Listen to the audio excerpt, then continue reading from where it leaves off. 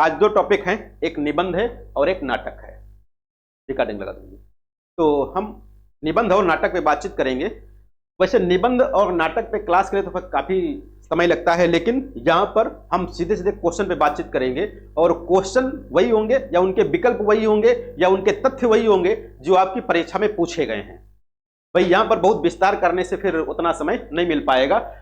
शुरुआत में हमने 3-4 क्वेश्चन बढ़ाए हैं यहाँ पर, जो आपके नोट्स में रामबाण वाले में नहीं होंगे, क्लास नोट्स वाले में होंगे। क्योंकि कभी कभी होता क्या है, निबंध की परिभाषा ही पूछ लेते हैं। पिछली बार भी पूछा गया था, एक भगीरथ मिश्र की परिभाषा शायद पूछी गई थी पिछली बार, तो यहाँ पर भी पूछा जा सकता है।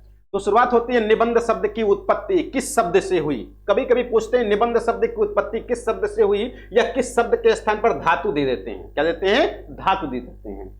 तो निबंध शब्द की उत्पत्ति नि उपसर्ग में बंध प्रत्यय यानी बंध धातु में नि उपसर्ग लगाने से क्या होता है, निबंध शब्द की उत्पत्ति होती है। निबंध शब्द का शाब्दिक अर्थ वैसे कई प्रकार से अलग अलग अर्थ हैं, लेकिन यहां पर जो कहा जाए तो निबंध विशेष रूप से बांधना, संवारना, विशेष रूप से बांधना या संवारना होता निबंध शब्द का अर्थ हो जाता है। यानी कहने का तात्पर्य क्या है, कोई भी टॉपिक है, कोई भी शीर्षक है, कोई भी तथ्य है, उस पर अपने विचारों को बांधना या उन पर अपने विचार प्रकट करना, यह निबंध का शाब्दिक अर्थ हो जाता है। यानी यहां से मुख्य जो क्वेश्चन पूछा जाएगा आपका, तो क्या हो सकता है, निबंध शब्द की उत्पत्ति किस शब्द से हुई है, या निबंध शब्द में उपसर्ग क्या है। तो नि उपसर्ग है और बंध धातु है। कुछ निबंध की परिभाषाएं हैं यहां से पूछा जाता है, जैसे निबंध मन का आकस्मिक और उच्छृंखल आवेग, असंबंध और चिंतनहीन बुद्धि विलास मात्र है। यह निबंध की परिभाषा किसके द्वारा दी गई है, तो जॉनसन महोदय के द्वारा। किसके द्वारा? जॉनसन के द्वारा, कि निबंध मन का आकस्मिक और उच्छृंखल आवेग, असंबंध और चिंतनहीन बुद्धि विलास मात्र है। निबंध वह गद्य रचना है जिसमें लेखक किसी भी विषय पर स्वच्छंदता पूर्वक परंतु एक विशेष सौष्ठव, सन्निहित सजीवता और वैयक्तिकता के साथ अपने भावों, विचारों और अनुभवों को व्यक्त करता है। बड़ी शानदार परिभाषा है भाई। पूछा देखो वही जाता जो बहुत शानदार होता, बहुत अच्छा होता है। तो शानदार परिभाषा है किसकी है? डॉक्टर भगीरथ मिश्र की। ये डॉक्टर भगीरथ मिश्र वही हैं जिन्होंने काव्यशास्त्र लिखा था, एक पाश्चात्य काव्यशास्त्र के नाम से और एक काव्यशास्त्र के नाम से लिखा था, काफी फेमस है। निबंध विचारों, कथाओं और उद्धरणों का मिश्रण है। निबंध क्या है? निबंध विचारों, कथाओं और उद्धरणों का मिश्रण है। ये किसने कहा है? तो मोंटेन ने कहा। किसने? मोंटेन ने यह बात कही है। जब किसी भी विषय या विचार का प्रतिपादन कल्पना अथवा अनुभूति के सहयोग से आकर्षक शैली में किया जाता है तो उसे साहित्यिक निबंधों में स्थान दिया जाता है। यह भी बड़ी महत्वपूर्ण परिभाषा है, गणपत चंद्र गुप्त जी की है। किसकी? गणपत चंद्र गुप्त। ये गणपत चंद्र गुप्त वही हैं जिन्होंने हिंदी साहित्य का वैज्ञानिक इतिहास लिखा था, वैज्ञानिक शैली में लिखा था। 1965 में इनका इतिहास ग्रंथ प्रकाशित हुआ था। यही वही डॉक्टर गणपत चंद्र गुप्त जी हैं। जितनी सफलता भारतीय युग के लेखकों को निबंध रचना में मिली, उतनी कविता और नाटक में नहीं मिली। ये किसका कहना है? तो भाई रामविलास शर्मा जी का। किसका? रामविलास शर्मा जी का। वैसे हिंदी गद्य का विकास कहा जाए तो हिंदी गद्य का प्रादुर्भाव, हिंदी गद्य का विकास या हिंदी गद्य का उद्भव नाटकों से हुआ है। भाई ये बात रामचंद्र शुक्ल भी कह चुके हैं। प्रताप नारायण मिश्र और पंडित बालकृष्ण भट्ट ने हिंदी गद्य साहित्य में वही काम किया है जो अंग्रेजी गद्य साहित्य में एडिसन और स्टील ने किया है। ये किसका कथन है? रामचंद्र शुक्ल जी। बहुत फेमस तथ्य है कि रामचंद्र शुक्ल ने हिंदी का एडिशन, हिंदी का स्टील किसको कहा है? तो हिंदी का स्टील बालकृष्ण भट्ट जी को कहा है और हिंदी का एडिशन प्रताप नारायण मिश्र को कहा है। ये दोनों बड़े तथ्य आसान है। कभी कभी परिभाषा ये तथ्य भी पूछ लेते हैं। कथन किसका है? तो रामचंद्र शुक्ल जी का है। और इसी कथन से क्वेश्चन बन जाता है कि हिंदी का एडिशन शुक्ल जी ने किसको कहा है? तो एडिशन भाई प्रताप नारायण मिश्र को कहा है, स्टील बालकृष्ण भट्ट जी को कहा है। अब देखो स्टील और एडिशन में कभी कोई दिक्कत हो जाती है, तो यहां पर देखो स्टील में टा है और बालकृष्ण भट्ट में टा है। यहीं से मैच कर लो कि दोनों एक ही हैं, स्टील और भट्ट एक ही है, एक ही मान लो। दूसरा, वह लेखक जिसने कुट्टिचातन नाम से निबंध लिखा है। तो कुट्टिचातन के नाम से सच्चिदानंद, हीरानंद, वात्स्यायन, अज्ञेय इन्होंने निबंध लिखे हैं कुट्टिचातन के नाम से। दूसरा है, हिंदी निबंध का आरंभ किस युग से माना जाता है? भाई हिंदी निबंध हो या ज्यादातर जो गद्य विधाएं हैं ये ज्यादातर भारतीय युग से ही शुरुआत मान ली जाती है, कुछ एक विधाओं को छोड़ करके। तो यहां पर हिंदी निबंध का विकास भी कहां से माना जाता है? भारतीय युग से माना जाता है। हिंदी निबंध के विकास को कितने चरणों, कितने युगों में बांटा गया है?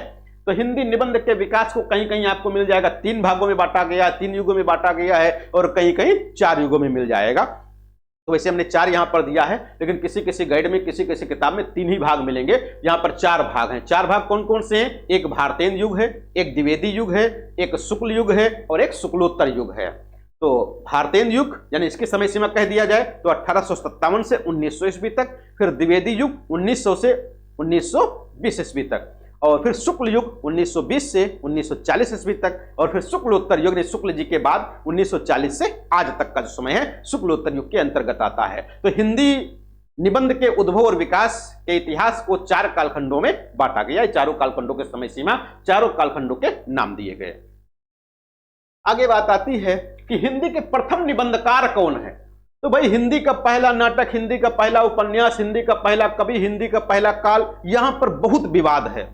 तो यहां पर निबंध में भी यह स्थिति विराजमान है कि हिंदी का पहला निबंध कौन है, हिंदी का पहला निबंधकार कौन है। यहां पर भी अलग अलग विद्वानों के मत दिए गए। तो यहां पर जो दिया गया, सामान्य रूप से पूछा गया कि हिंदी के प्रथम निबंधकार कौन है, तो वहां पर जो विकल्प आए होंगे, विकल्प के आधार पर भारतेंदु हरिश्चंद्र जी को मान लिया गया कि भारतेंदु हरिश्चंद्र जी हिंदी के पहले निबंधकार हैं। वैसे राजा शिव प्रसाद सितारे हिंद को भी हिंदी का पहला निबंधकार माना जाता है, और बालकृष्ण भट्ट जी को भी हिंदी का पहला निबंधकार माना जाता है। तो अलग अलग विद्वान अलग अलग मानते हैं। और मुंशी सदा सुखलाल को भी माना जाता है, मुंशी सदा सुखलाल को भी हिंदी का पहला निबंधकार माना जाता है। तो हिंदी निबंध का भारतेंदु जी को कौन मानता है? तो भाई रामचंद्र शुक्ल और शिवदान सिंह चौहान, रामचंद्र शुक्ल और शिवदान सिंह चौहान, ये 2 विद्वान हैं, या और भी कई विद्वान हैं, वैसे 2 का नाम यहां पर दिया गया, आ सकता है परीक्षा में आपके, कि रामचंद्र शुक्ल और शिवदान सिंह चौहान, ये 2 विद्वान ऐसे जो भारतेंदु हरिश्चंद्र से हिंदी निबंध की शुरुआत मानते हैं, या हिंदी निबंध का जनक मानते हैं, या हिंदी का पहला निबंधकार मानते हैं।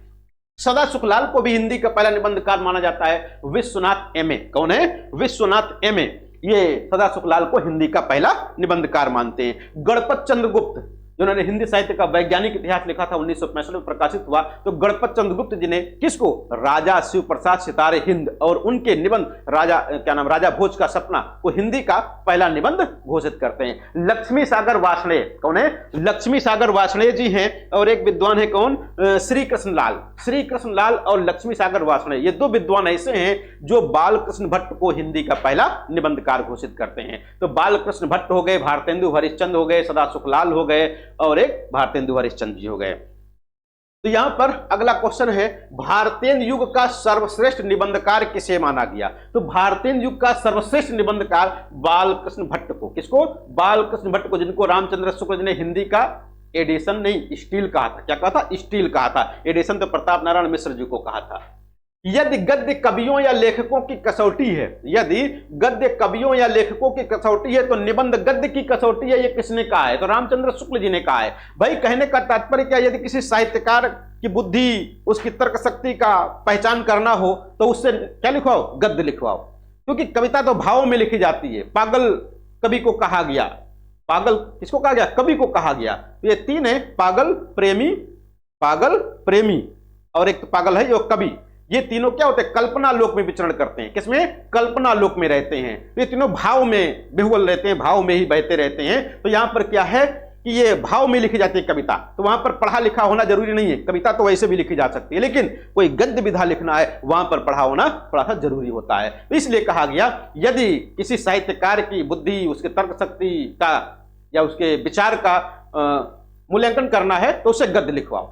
लेकिन यदि गद्य में ही किसी की बात करनी है, तो निबंध लिखवाओ। क्या लिखवाओ? निबंध लिखाओ। इसीलिए जो आपकी परीक्षाएं होती हैं, बड़ी बड़ी परीक्षाएं, चाहे पीसीएस की हो, आईएएस की हो, तो वहां पर क्या करते हैं? आपसे निबंध लिखवाते हैं।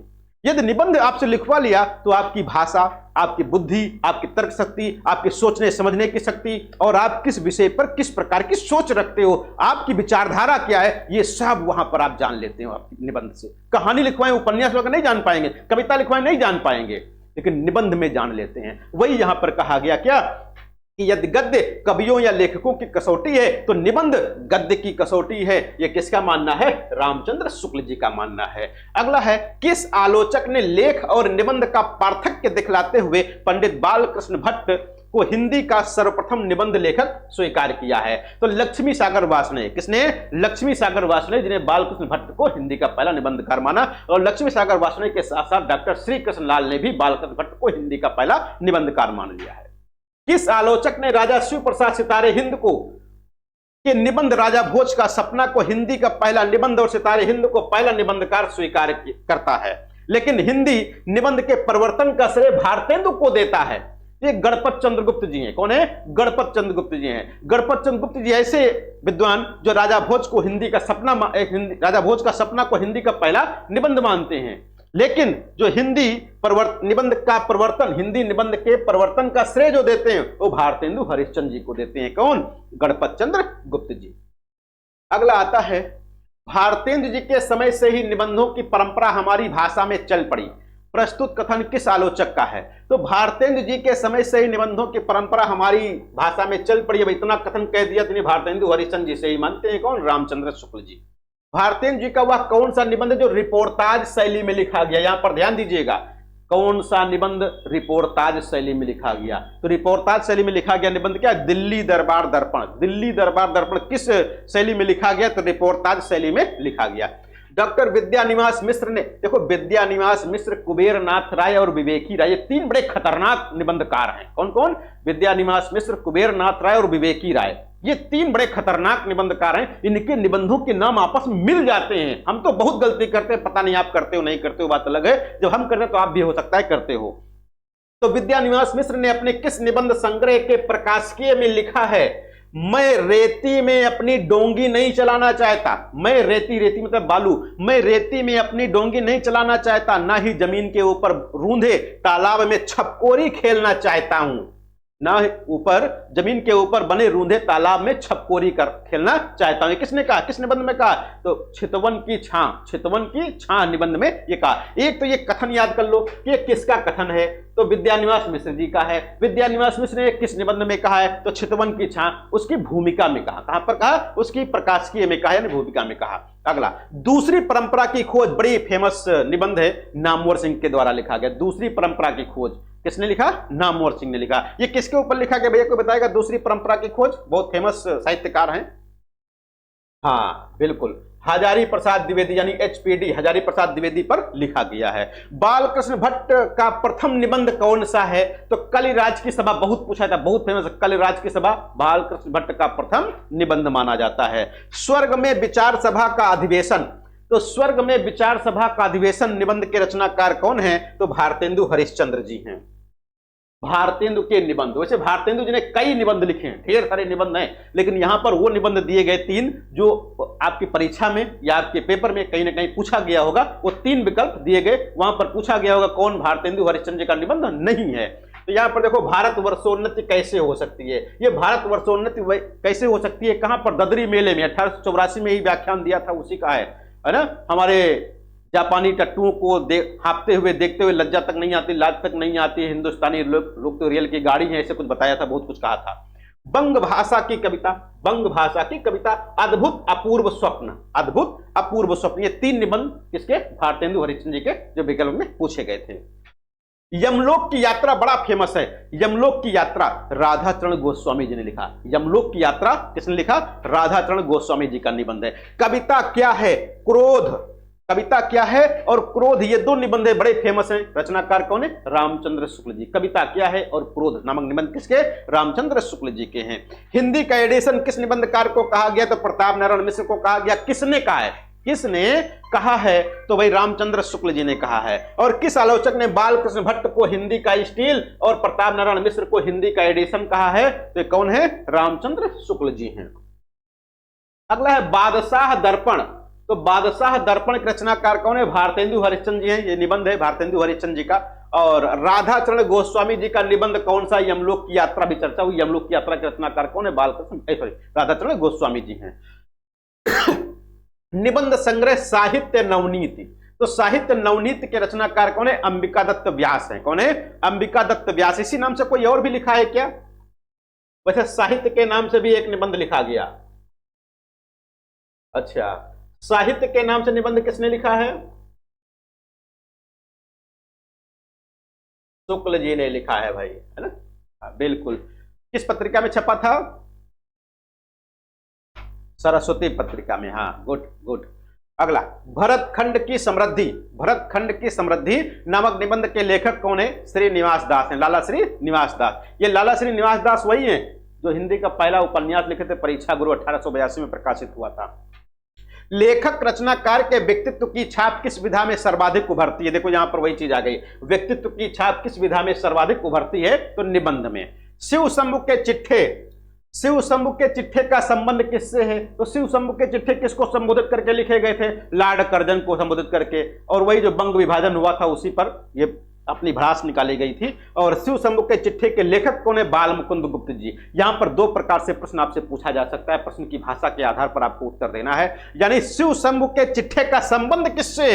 शिव शंभु के चिट्ठे किसको संबोधित करके लिखे गए? तो लॉर्ड कर्जन। शिव शंभु के चिट्ठे का संबंध किससे है? यदि वहां पर मिल जाए कौन? बाल मुकुंद गुप्त जी, उनको सही कर दो। और शिव शंभु के चिट्ठे के लेखक कौन है? तब भी आप लिख दोगे बाल मुकुंद गुप्त जी हैं। भारतेंदु जी के किस निबंध को विचार परक निबंध और साहित्यालोचन दोनों विधाओं में रखा जा सकता है? तो इनका एक है नाटक। नाटक नाम का एक निबंध आया, नाटक नाम का एक निबंध आया। वैसे निबंध कैसा था? आलोचनात्मक निबंध था। कैसा निबंध था? आलोचनात्मक निबंध था। इसलिए कुछ लोग हिंदी में आलोचना की शुरुआत, हिंदी में आलोचना की शुरुआत इसी नाटक रचना से मान लेते हैं या नाटक विधा से मान लेते हैं। तो एक कैसा निबंध है? आलोचनात्मक है, साहित्यालोचन यहां पर दिया गया और विचार परक दिए। हिंदी के प्रारंभिक निबंधों को गद्य प्रबंध किसने कहा? देखिएगा, गद्य प्रबंध, हिंदी के प्रारंभिक निबंधों को गद्य प्रबंध किसने कहा है? तो रामचंद्र शुक्ल जी ने कहा है। और किसके निबंधों को बातों का संग्रह कहा जाता है? तो बताए भैया, किसके निबंधों को बातों का संग्रह? महावीर प्रसाद द्विवेदी, महावीर प्रसाद द्विवेदी के निबंधों को बातों का संग्रह कहा गया।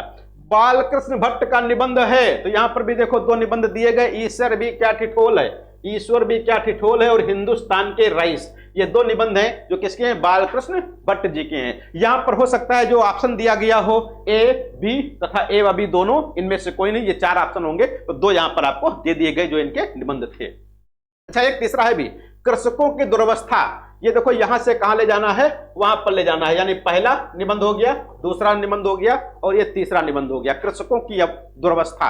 ये किसने लिखा है? बालकृष्ण भट्ट जी ने। अच्छा भैया देखो, दुर्वस्था सही लिखा है क्या वर्तनी की दृष्टि से? लोक सेवा आयोग का बहुत पेट क्वेश्चन है, जीआईसी प्रवक्ता में पूछा गया कई बार। दुर्वस्था सही है। अच्छा, नीचे वाला गलत है क्या?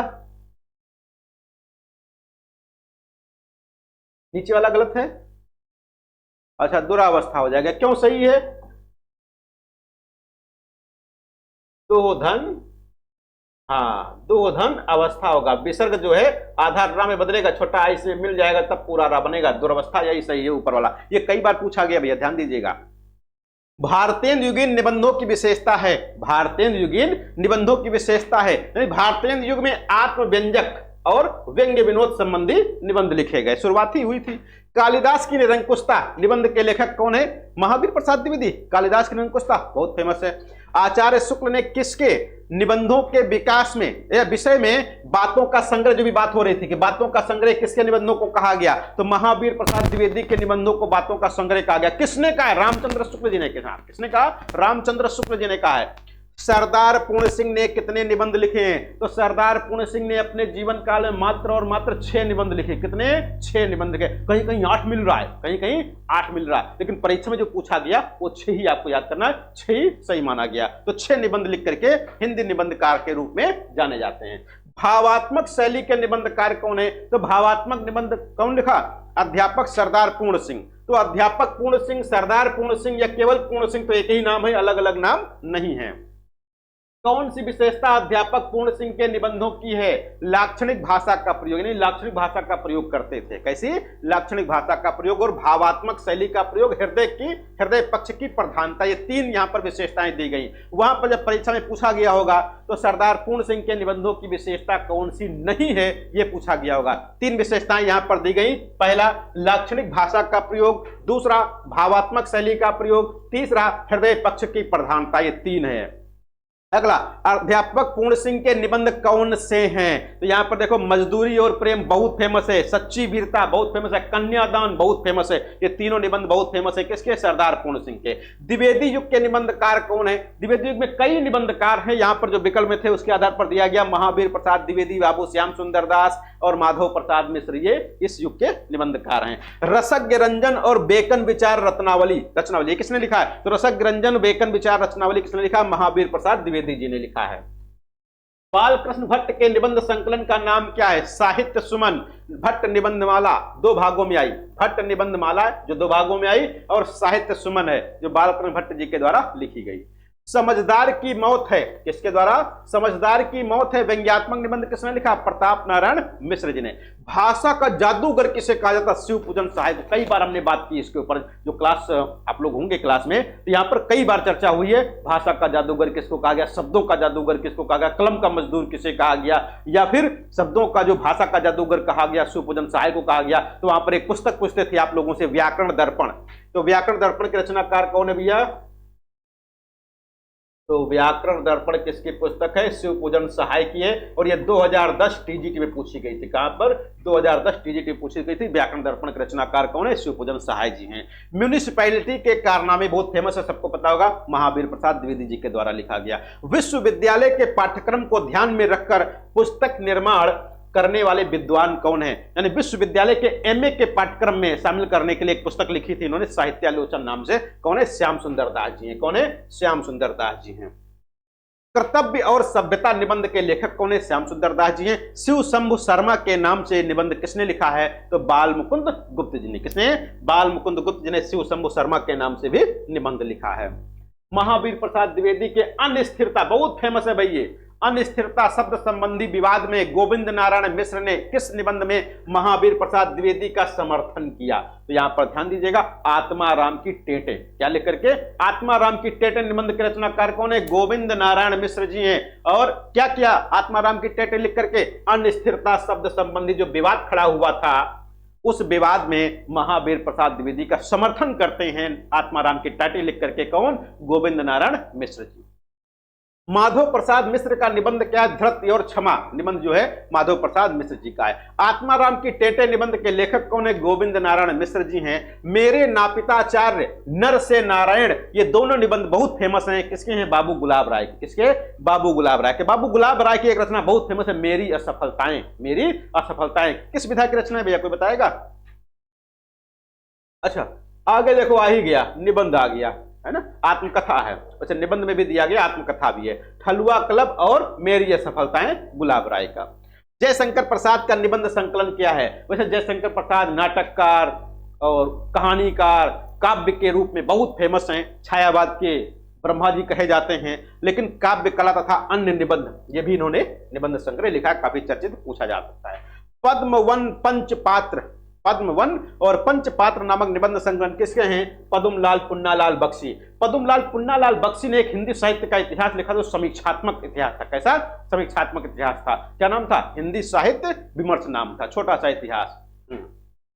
बिल्कुल। हिंदी का मोंटेन किसे कहा गया? तो हिंदी का मोंटेन बालकृष्ण भट्ट जी को कहा गया। बालकृष्ण भट्ट को हिंदी का मोंटेन भी कहा गया और हिंदी का स्टील भी कहा गया। तो हिंदी का स्टील, हिंदी का मोंटेन कौन? बालकृष्ण भट्ट जी हैं।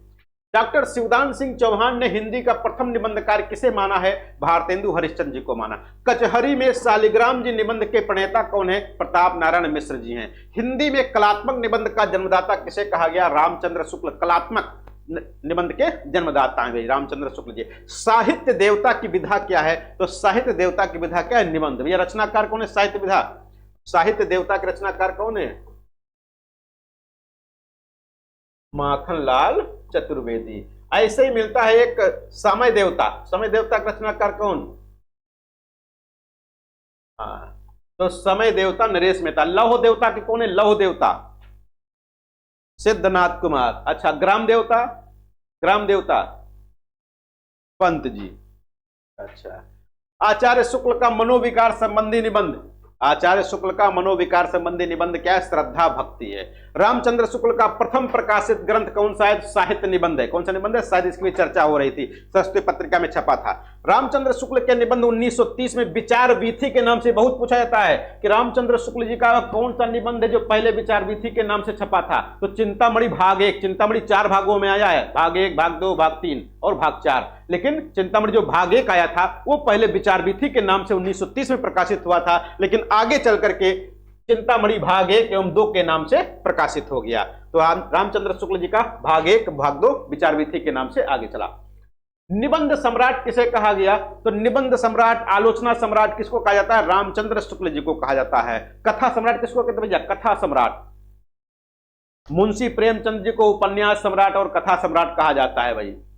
चंद्रधर शर्मा गुलेरी जी का निबंध कौन है? तो चंद्रधर शर्मा गुलेरी एक ऐसे कहानीकार भी थे जो अपने जीवन में मात्र 3 कहानियां लिखे थे। उसने कहा था सुखमय जीवन, बुद्धू का कांटा, केवल 3 कहानियां लिख करके हिंदी साहित्य के कहानीकारों में जाने जाते हैं। वैसे ही निबंध में भी इन्होंने बहुत कम निबंध लिखे हैं, लेकिन अच्छे निबंधकार माने जाते हैं। गोबर गणेश संहिता, गोबर गणेश संहिता, कछुआ धर्म, मारिस मोहि उठाऊं, ये 3 निबंध बड़े चर्चित हैं, खूब पूछे जाते हैं परीक्षा में, बार बार बदल बदल करके। तो कछुआ धर्म कई बार पूछा गया, मारिस मोहि उठाऊं भी पूछा गया, गोबर गणेश संहिता भी पूछा गया। गोबर गणेश से आपको याद आया होगा कि केवल गोबर गणेश के नाम से एक रचना लिखी गई है। किसकी है? गोबर गणेश, रमेश चंद्र शाह की, बहुत फेमस है ना। हाँ बिल्कुल, उपन्यास है।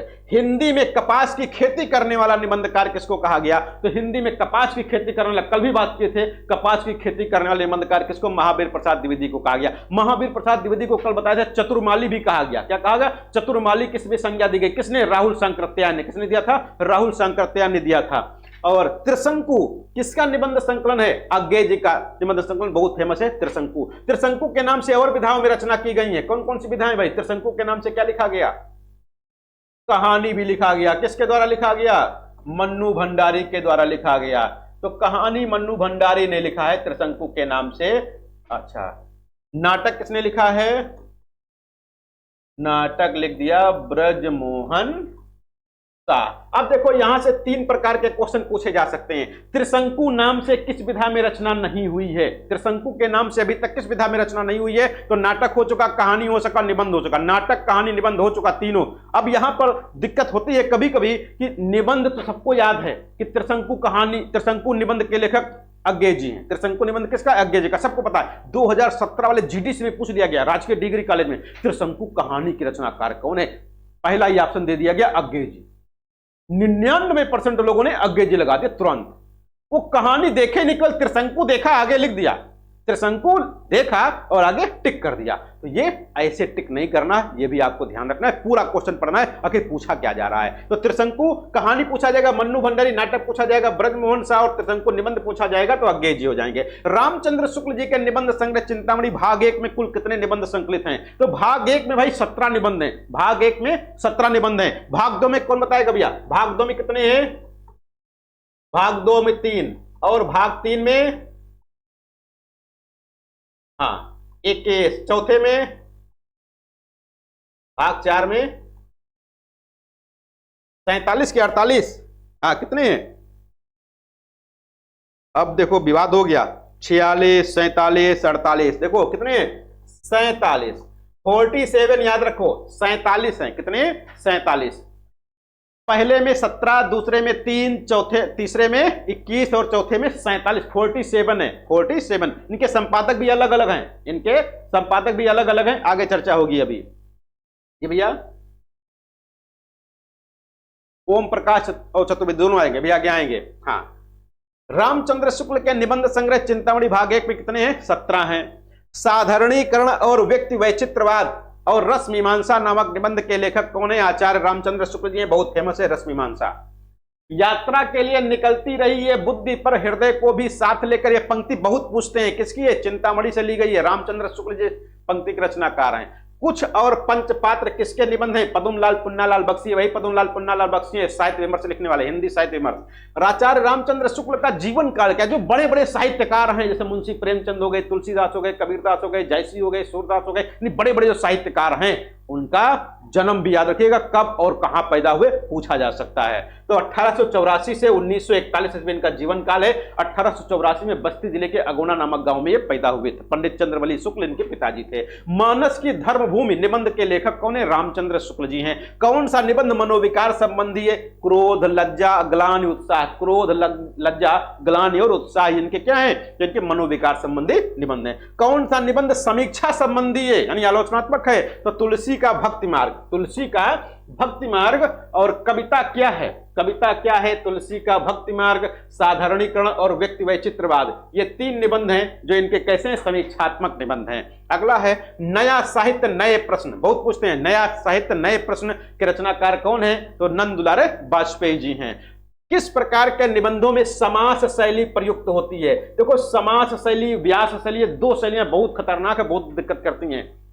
कौन कौन से निबंधों में कौन कौन सी शैलियां प्रयुक्त की जाती हैं, तो आपके जो क्लास नोट्स वाला है उसमें एक जगह पर सब दिया गया है कि किसमें समास शैली प्रयोग की जाएगी और किसमें व्यास शैली प्रयोग की जाएगी। तो किसमें विचारात्मक निबंधों में समास शैली प्रयोग की जा रही है, ये विकल्प के आधार पर। कौन से निबंधकार भारतीय युग के हैं, तो भारतीय युग के कई निबंधकार हैं, इसमें भारतेंदु हरिश्चंद्र जी हो जाते हैं, बालकृष्ण भट्ट हैं, प्रताप नारायण मिश्र हैं, लाला श्रीनिवास दास हैं, अंबिका दत्त व्यास हैं, बद्रीनाथ चौधरी प्रेमगढ़, सब आ जाएंगे इसी के अंतर्गत। सुलोचना निबंध संकलन किसका है, भारतेंदु हरिश्चंद्र जी का है। भौं, भौं, पेट, मुच्छ, ये सब दांत कौन लिखा है, प्रताप नारायण। शरीर के अंगों के नाम को शीर्षक बना करके निबंध लिखने वाले कौन, प्रताप नारायण मिश्र जी हैं। ये प्रताप नारायण मिश्र वही हैं जो 9th में पढ़ाते हो पाठ बात, बात के रचनाकार हैं। यदि हम वैद्य होते तो कफ और पित्त की बात करते। बाल मुकुंद गुप्त रचित निबंध संग्रह का नाम है शिव शंभु के चिट्ठे। बाल मुकुंद गुप्त ने क्या लिखा, शिव शंभु के चिट्ठे लिखा। हिंदी साहित्य में सरदार पूर्ण सिंह की ख्याति किस रूप में, निबंधकार के रूप में। नेता नहीं नागरिक चाहिए, नेता नहीं नागरिक चाहिए, तो नेता नागरिक नहीं कहते, नेता नहीं बेटा है हम आप, ऐसा बोलते हैं। अभी देखो ग्राम प्रधानी का चुनाव आने वाला है, नेता नहीं है ना, बेटा है आपके। नेता नहीं नागरिक चाहिए, कहां पर, दिनकर जी ने कहा है। विक्रमोर्वशी की मूल कथा, विक्रमोर्वशी की मूल कथा नामक निबंध के लेखक कौन है, चंद्रधर शर्मा गुलेरी जी हैं। ये चंद्रधर शर्मा गुलेरी वही हैं कछुआ धर्म मारिस मोहि कुठाऊं वाले रचना लिखने वाले। सरदार पूर्ण सिंह की रचना का नाम है आचरण की सभ्यता, बहुत फेमस है आचरण की सभ्यता। आचरण की सभ्यता में भाषा सदा मौन रहती है, सूक्ति बहुत पूछी जाती थी इंटर में। आचरण में सभ्यता, आचरण में सभ्यता की भाषा सदा मौन रहती है, ऐसा कहा जाता था। अशोक के फूल बड़ा फेमस है, नाखून क्यों बढ़ते हैं नामक निबंध रचित है हजारी प्रसाद द्विवेदी जी के द्वारा। शिकार संबंधी रोचक निबंधों के रचनाकार पंडित श्री राम शर्मा जी हैं। कौन से निबंधकार, ललित निबंधकार हैं, तो ललित निबंधकार कई लोग हैं, यहां पर 3 नाम दिए गए, कुबेर नाथ राय, विद्यानिवास मिश्र, हजारी प्रसाद द्विवेदी। प्रसाद पंत और मैथिली शरण, प्रसाद पंत और मैथिली शरण निबंध के लेखक कौन है, दिनकर जी है। प्रसाद पंत और मैथिली शरण कौन है, दिनकर। आगे कुट्टी चातन उपनाम से किसके व्यक्तिपरक निबंध छपे हैं, तो अज्ञे जी की बात हो चुकी है। तुलसीदास चंदन घिसई, तुलसीदास चंदन घिसई किसने लिखा, हरिशंकर परसाई जी। हरिशंकर परसाई जी ऐसे साहित्यकार, ऐसे निबंधकार हैं जिन्होंने व्यंग्य को एक विधा का दर्जा दिलाया, व्यंग्य को एक विधा का दर्जा दिलाया। तो आगे चल के व्यंग्य नामक एक विधा भी आती है, यहां पर निबंध है। मेरे राम का मुकुट भीग रहा है, मेरे राम का मुकुट भीग रहा है, वसंत आ गया पर कोई उत्कंठा नहीं। मेरे राम का मुकुट भीग रहा है, वसंत आ गई पर कोई उत्कंठा नहीं। ये 2 निबंध हैं, बहुत फेमस हैं, किसके हैं, विद्यानिवास मिश्र जी के हैं। भोला राम का जीव बड़ा फेमस है, किसका, हरिशंकर परसाई का है। हरिशंकर परसाई की व्यंग्य रचना निम्नलिखित में से कौन सी है, भूत के पांव पीछे निठल्ले की डायरी, बारात की वापसी, बारात की वापसी, निठल्ले की डायरी, भूत के पांव पीछे, ये किसके हैं, हरिशंकर परसाई के हैं। शब्दिता निबंध के रचनाकार कौन है, गलत लिखा भैया, बारात, देखो बारात 2 होती हैं, बारात 2 होती हैं। एक तो आजकल बारात चल रही है, तो ये बारात है, क्या है, बारात। इस बारात का मतलब हम बताए थे वर यात्रा, क्या है, वर यात्रा है। और यहां पर बारात लिखा गया, तो बारात का मतलब होता है शव यात्रा, शव यात्रा होता है, ठीक है। मुसलमानों में देखा होगा, मुसलमान धर्म में तो उसमें क्या होता है, सबे बारात होता है, एक त्योहार होता है सबे बारात, सर्वे बारात, ऐसे कुछ नाम आता है उसका। सबे बारात हम लोग सामान्य भाषा में कहते हैं, तो सबे बारात वहां पर होती है। तो वो लोग क्या करते हैं, शमशान में जाते हैं, वहां पर दीपक उपक मोमबत्ती वगैरह जलाते हैं शायद, है ना। जो लोग मुस्लिम होंगे वो जानते होंगे बहुत अच्छे से, तो वो बारात शब्द का प्रयोग करते हैं। वैसे सामान्य रूप से कई किताबों में बारात को भी सही मान लिया गया है, लेकिन जब भी आपसे वर्तन में पूछा जाए और सही माने में देखा जाए तो बारात ऊपर वाला ही सही माना जाएगा, नीचे वाला सही नहीं करना है। यदि हाँ 3 विकल्प और हैं वो बिल्कुल गलत हैं, तब आप इसको सही मान सकते हो, नहीं तो ऊपर वाले को सही करना है। राम वृक्ष बेनीपुरी द्वारा लिखित निबंध गेहूं और गुलाब, तो गेहूं और गुलाब में गुलाब किसका प्रतीक है, कल भी चर्चा हुई थी, तो कला और संस्कृति का। गुलाब किसका है, कला और संस्कृति का है। छायावाद के समर्थन में लिखने वाले निबंधकार कौन है, नंद दुलारे वाजपेयी जी हैं, जो छायावाद के समर्थन में लिखते हैं। बापू की कुटिया में, बहुत फेमस है, बापू की कुटिया में राम वृक्ष बेनीपुरी जी का है। आप क्या हैं निबंध के लेखक कौन है? विष्णु प्रभाकर जी हैं। ये विष्णु प्रभाकर वही आवारा मसीहा लिखने वाले। आवारा मसीहा जीवनी शरत चंद्र चट्टोपाध्याय की जीवनी लिखी थी, और शरत चंद्र चट्टोपाध्याय की जीवनी आवारा मसीहा के नाम से लिखा। कितने साल लगे? 14 साल। 14 साल लिखने में लगे थे भाई। नए साहित्य का सौंदर्य शास्त्र, नए साहित्य का सौंदर्य शास्त्र मुक्तिबोध का रचना है, यानी नए साहित्य का सौंदर्य शास्त्र। ऐसे ही मिलती जुलती एक रचना है दलित साहित्य का सौंदर्य शास्त्र। किसने लिखा भैया? दलित साहित्य का सौंदर्य शास्त्र, ओम प्रकाश वाल्मीकि का है। यहां पर कभी कभी हम लोग गड़बड़ कर देते हैं, नए साहित्य देखते ही नहीं है, नए को दलित पढ़ लेते हैं। दलित नहीं पढ़ना है, नए साहित्य का सौंदर्य शास्त्र मुक्तिबोध दलित साहित्य का, तो ओम प्रकाश वाल्मीकि। धर्मवीर भारती द्वारा लिखित राम जी की चींटी, राम जी का शेर, राम जी की चींटी और राम जी का शेर किस विधा की रचना है? निबंध है, पूछा जा चुका है। गांधीवाद की 100 परीक्षा, बहुत फेमस है, यशपाल का निबंध है।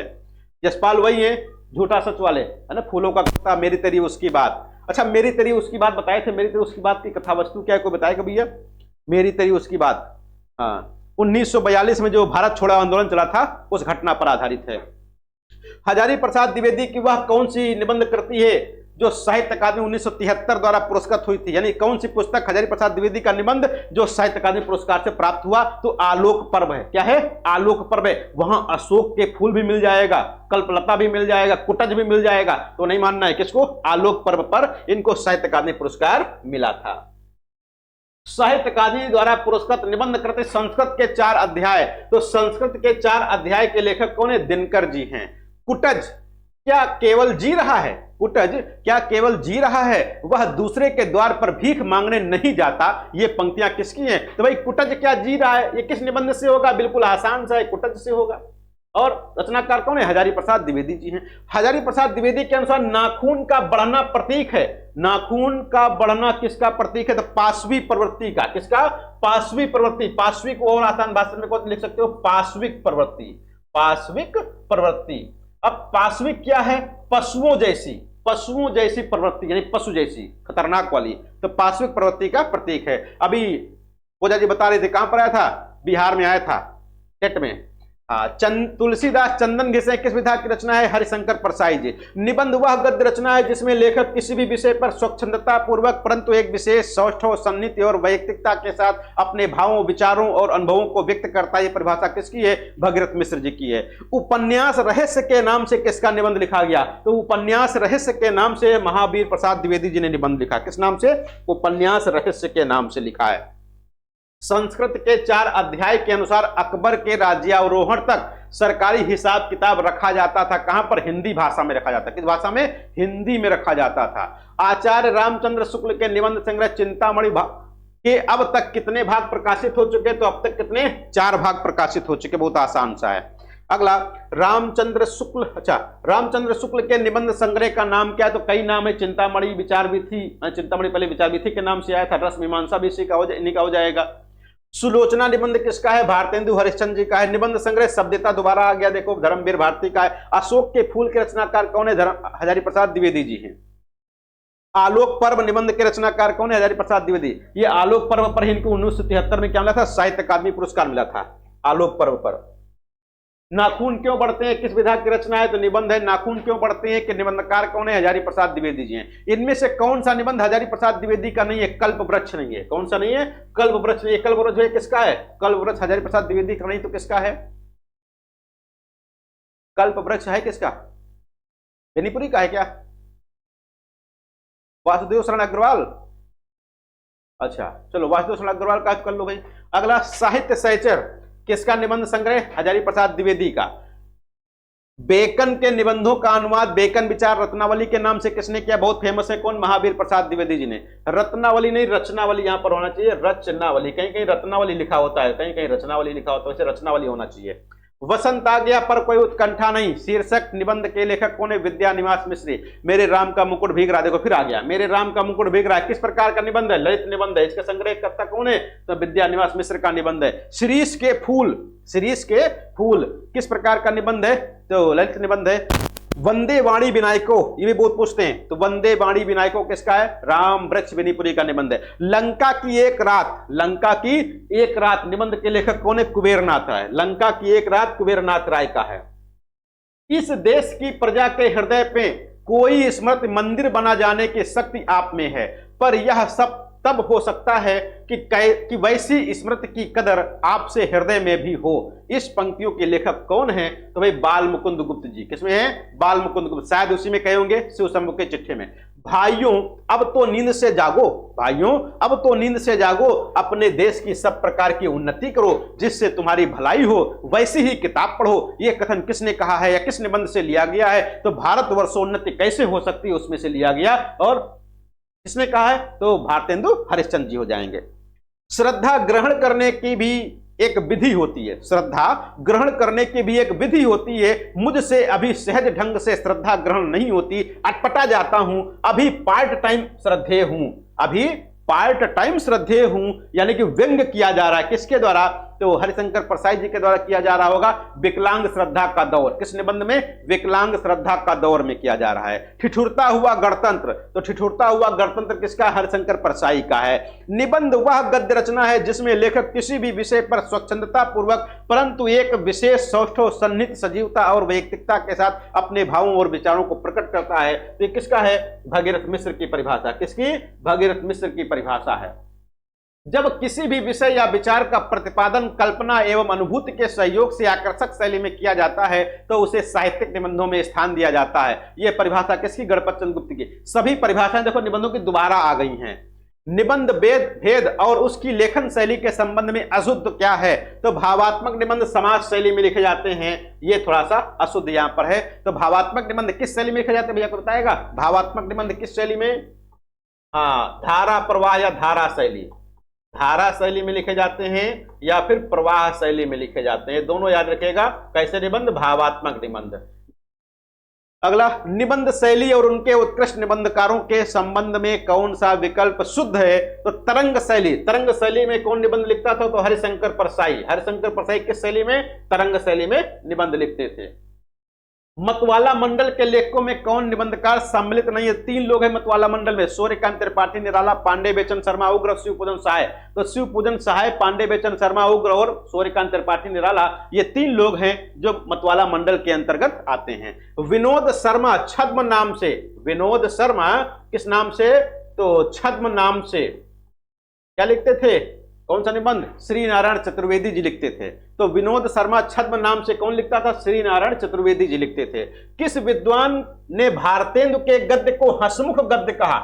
किस विद्वान ने भारतेंदु के गद्य को हंसमुख गद्य कहा? तो डॉक्टर विजय शंकर मल्ल। कौन है? डॉक्टर विजय शंकर मल्ल हैं जो भारतेंदु के गद्य को हंसमुख गद्य कहे हैं।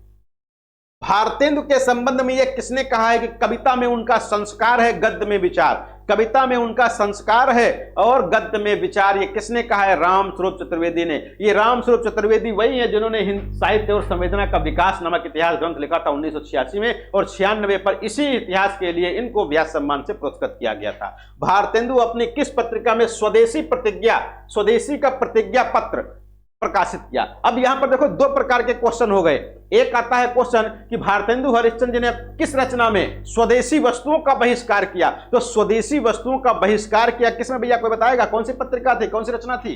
प्रबोधिनी थी, है ना? तो प्रबोधिनी में विदेशी वस्तुओं का बहिष्कार किया, लेकिन स्वदेशी का प्रतिज्ञा पत्र कहां पर प्रकाशित किया? तो स्वदेशी का प्रतिज्ञा पत्र कवि वचन सुधा में प्रकाशित किया। दोनों प्रश्न को आपको ठीक से समझना है, ठीक से पढ़ना है, तभी उत्तर लगाना है, नहीं तो फिर गलत हो जाएगा, इधर का उधर हो जाएगा। हाँ, प्रबोधिनी पत्रिका में विदेशी वस्तुओं का बहिष्कार, विदेशी वस्तुओं का बहिष्कार कहां पर किया? प्रबोधिनी पत्रिका में। और स्वदेशी का प्रतिज्ञा पत्र कहां पर? तो ये कविवचन सुधा में।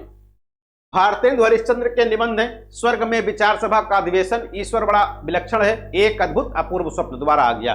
भारतेंदु हरिश्चंद्र के निबंधों का संकलन भारतेंदु के निबंध शीर्षक से किसने किया था? तो केसरी नारायण शुक्ल ने। किसने? केसरी नारायण शुक्ल ने भारतेंदु के सभी निबंधों का संकलन किस नाम से? भारतेंदु के निबंध के नाम से किया था। बालकृष्ण भट्ट का पहला निबंध कलिराज की सभा किस पत्रिका में प्रकाशित हुआ था? तो कवि वचन सुधा पत्रिका में। सच पूछो तो हास्य ही लेख का जीवन है, लेख पढ़कर कुंद कली समान दांत न खिल उठे तो वह लेख ही क्या? ये कथन किसका है? तो बाल मुकुंद गुप्त जी का है। किसका है? बाल मुकुंद गुप्त जी का है। सारे देश की शीघ्र उन्नति, बालकृष्ण भट्ट, हाँ सॉरी, बालकृष्ण, हाँ सही है, बालकृष्ण भट्ट है। कौन है? फिर से देखो, एक बार देख लो, नहीं गड़बड़ हो जाएगा। हम देख रहे थे कुछ। सच पूछो तो हास्य ही लेख का जीवन है, लेख पढ़कर कुंद कली समान दांत न खिल उठे तो वह लेख ही क्या। ये बालकृष्ण भट्ट, ये बालकृष्ण भट्ट बाल मुकुंद गुप्त बड़ा दिक्कत करते हैं। हमने बाल देखा, आगे बता दिया। सारे देश की शीघ्र उन्नति और उसके सब प्रांतों की दिन पर दिन वृद्धि होने से अंग्रेजी राज के फल सब जगह प्रत्यक्ष देख पड़ते हैं। ये कथन किस निबंध से है? दिल्ली दरबार, दिल्ली दरबार दर्पण। ये किस शैली में लिखा गया था भैया, कोई बताएगा? रिपोर्टाज शैली में लिखा गया था। किसका है? रामचंद्र शुक्ल जी का है क्या? ये शुक्ल जी का है? किसका है? हाँ, भारतेंदु हरिश्चंद्र जी का है। किसका है? भारतेंदु हरिश्चंद्र जी का है। दिल्ली दरबार दर्पण रिपोर्टाज शैली में लिखा गया। भारतेंदु जी के समय से ही निबंधों की परंपरा हमारी भाषा में चल पड़ी, जो उनके सहयोगी लेखकों में कुछ दिनों तक जारी रही है। किसका कथन है? रामचंद्र शुक्ल जी का। उनके वाक्य अत्यंत लंबे होते थे, उनके वाक्य अत्यंत लंबे होते थे, इतने लंबे कि उनका अन्वय करना कठिन होता था। अच्छा भैया, अन्वय में कौन सी संधि है, कोई बताएगा? हाँ, अन्वय में यण संधि है। क्यों यण संधि है भाई? भाई अन्वय जैसे लिखा गया। हाँ, तो हमने कई बार बात किया है कि आधा वा और आधा या, आधा वा और आधा या से पहले अगर कोई आधा अक्षर आ जाए, सॉरी वा और या से पहले कोई आधा अक्षर आए तो आपको समझ जाना है 99% वहां पर संधि कौन सी होगी? यण संधि होगी। कब? जब या और वा से पहले आधा अक्षर हो। लेकिन यदि या और वा से पहले पूरा अक्षर हो तो वहां पर समझ जाओ कौन सी संधि होगी? अयादेय संधि होगी। 99% सही हो जाएगा आपका, तुक्का यदि मारना है। पद विन्यास में तथा कहीं कहीं वाक्यों के बीच विराम स्थलों पर भी अनुप्रास देख इंसा और लल्लू लाल का स्मरण होता है। आचार्य शुक्ल का यह कथन किसके संबंध में है? तो बद्री नारायण चौधरी प्रेमघन। ये बद्री नारायण चौधरी प्रेमघन वही है जो अब्र के नाम से उर्दू भाषा में लिखते थे। किस नाम से? अब्र के नाम से उर्दू भाषा में लिखते थे। जकी के नाम से कौन लिखता था उर्दू भाषा में? कोई बताएगा? जकी के नाम से जगन्नाथ दास रत्नाकर लिखते थे। गुड। हमारी यही विनय है कि व्यर्थ समय न बितावें, हमारी यही विनय है कि व्यर्थ समय न बितावें। जितनी देर पूजा पाठ करते हैं, जितनी देर माला सरकाते हैं, उतनी देर कमाने खाने पढ़ने गुनने में ध्यान दें तो भला है। यह कथन किस निबंध से उद्धृत है? शिवमूर्ति से। किससे? शिवमूर्ति। देखो नाम कितना खतरनाक है, शिवमूर्ति कितना अच्छा नाम है। भगवान की मूर्ति की बात हो रही है और यहां पर भगवान के विरोध में कहा जा रहा है। क्या कहा गया? कि हमारी यही विनय है कि व्यर्थ समय न बितावें। जितनी देर पूजा पाठ करते हैं, जितनी देर माला सरकाते हैं, उतनी देर कमाने खाने पढ़ने गुनने में ध्यान दे तो भला हो जाएगा। अरे भगवान चाहेंगे तब तो पढ़ोगे, भगवान नहीं चाहेंगे तो कहां से पढ़ोगे? उनके विनोदपूर्ण विधान के भीतर विचार और भाव लुके छिपे रहते हैं। क्या रहते हैं? लुके छिपे। देखो हमारे गांव की भाषा याद दिलाती है, लुके छिपे, है ना। तो लुके किस भाषा का है? तो अवधी भाषा भाई, लुकना। तो यहां पर क्या है? लुके छिपे रहते थे। शुक्ल जी का यह कथन किसके संबंध में है? बाल मुकुंद गुप्त जी। यानी बाल मुकुंद गुप्त जी के बारे में क्या कहा? कि उनके विनोदपूर्ण विधान के भीतर विचार और भाव लुके छिपे रहते थे। किसने कहा है? आचार्य रामचंद्र शुक्ल ने। किसके संबंध में? बाल मुकुंद गुप्त जी के संबंध में। जो बात इस समय है वह सदा ना रहेगी, जो बात इस समय है वह सदा ना रहेगी। यह कथन किसका है? बाल मुकुंद गुप्त का। किसका है? बाल मुकुंद गुप्त का। ऐसे ही एक कविता लिखी गई, भाषा एकमात्र अनंत है। भाषा एकमात्र अनंत। भैया किसकी कविता है? बताएगा जल्दी से? अशोक वाजपेयी जी की है कविता। यही भाषा एकमात्र अनंत है। हाँ, युवा जंगल है ना। सारांश यह कि उस काल में हिंदी का शुद्ध साहित्योपयोगी रूप ही नहीं, व्यवहारोपयोगी रूप भी निखरा। शुक्ल जी का यह कथन किस काल के संबंध में है? तो भारतेंदु काल के संबंध में। किसके? भारतेंदु युग के संबंध में है। हमारा हिंदी साहित्य पंडित महावीर प्रसाद द्विवेदी का सदा ऋणी रहेगा। व्याकरण की शुद्धता और भाषा की सफाई के प्रवर्तक द्विवेदी जी ही थे। ये किसने कहा? तो रामचंद्र शुक्ल जी ने कहा है। रविंद्रनाथ टैगोर के काव्य रूपेक्षता निबंध से प्रेरित होकर पंडित महावीर प्रसाद द्विवेदी ने एक निबंध लिखा जो साकेत की रचना का प्रेरणा स्रोत सिद्ध हुआ। इस निबंध का सही नाम क्या है? तो कवियों की उर्मिला विषयक उदासीनता। बहुत फेमस है, सबको याद होगा लगभग। अनुभूति के द्वंद्व से ही प्राणी के जीवन का आरंभ होता है। रामचंद्र शुक्ल का यह कथन उनके किस निबंध से है? तो भाव या मनोविकार से। जरा और मृत्यु ये दोनों ही जगत के अति परिचित और अति प्रमाणित सत्य हैं। हजारी प्रसाद द्विवेदी का यह कथन उनके किस निबंध से है? तो शिरीष के फूल से। किससे है? शिरीष के फूल से है। अगला है, जो कभी अनासक्त नहीं रह सका जो कभी अनासक्त नहीं रह सका, जो फक्कर नहीं बन सका, जो किए कराए का लेखा जोखा मिलाने में ही उलझ गया, वह भी क्या है, कवि है। यह कथन किसका है? तो हजारी प्रसाद द्विवेदी जी का है। लेखक शब्दों में लड़ता है, उसकी सेना के सब कुछ है शब्द। यह कथन किस निबंधकार का? विवेकी राय का। किसका? विवेकी राय। विवेकी राय कैसे निबंधकार हैं भैया, कोई बताएगा? विवेकी राय किस प्रकार के हैं? ललित निबंधकार हैं भैया, याद रखिएगा, ललित निबंधकार हैं विवेकी राय। निबंध संग्रह उठ जाग मुसाफिर, ये किसके द्वारा लिखा गया? उठ जाग मुसाफिर, विवेकी राय के द्वारा, है ना। इसमें कितने निबंध संकलित हैं? तो 10 निबंध संकलित हैं। नामवर सिंह ने संस्कृति और सौंदर्य निबंध में हजारी प्रसाद द्विवेदी द्वारा रचित अशोक के फूल की रचना का उद्देश्य निम्नलिखित में से किसे माना है? तो आर्य संस्कृत की शुद्धता के अहंकार पर चोट किया गया संस्कृति और सौंदर्य में। भैया सही हमें बताया ना, उठ जाग मुसाफिर विवेकी राय का है। बंशीधर शुक्ल की वो कविता है, बंशीधर शुक्ल की वो कविता है, उठ जाग मुसाफिर भोर भई अब रैन कहाँ, जो सोवत है, जो सोवत है वो खोवत है, वो उनकी है।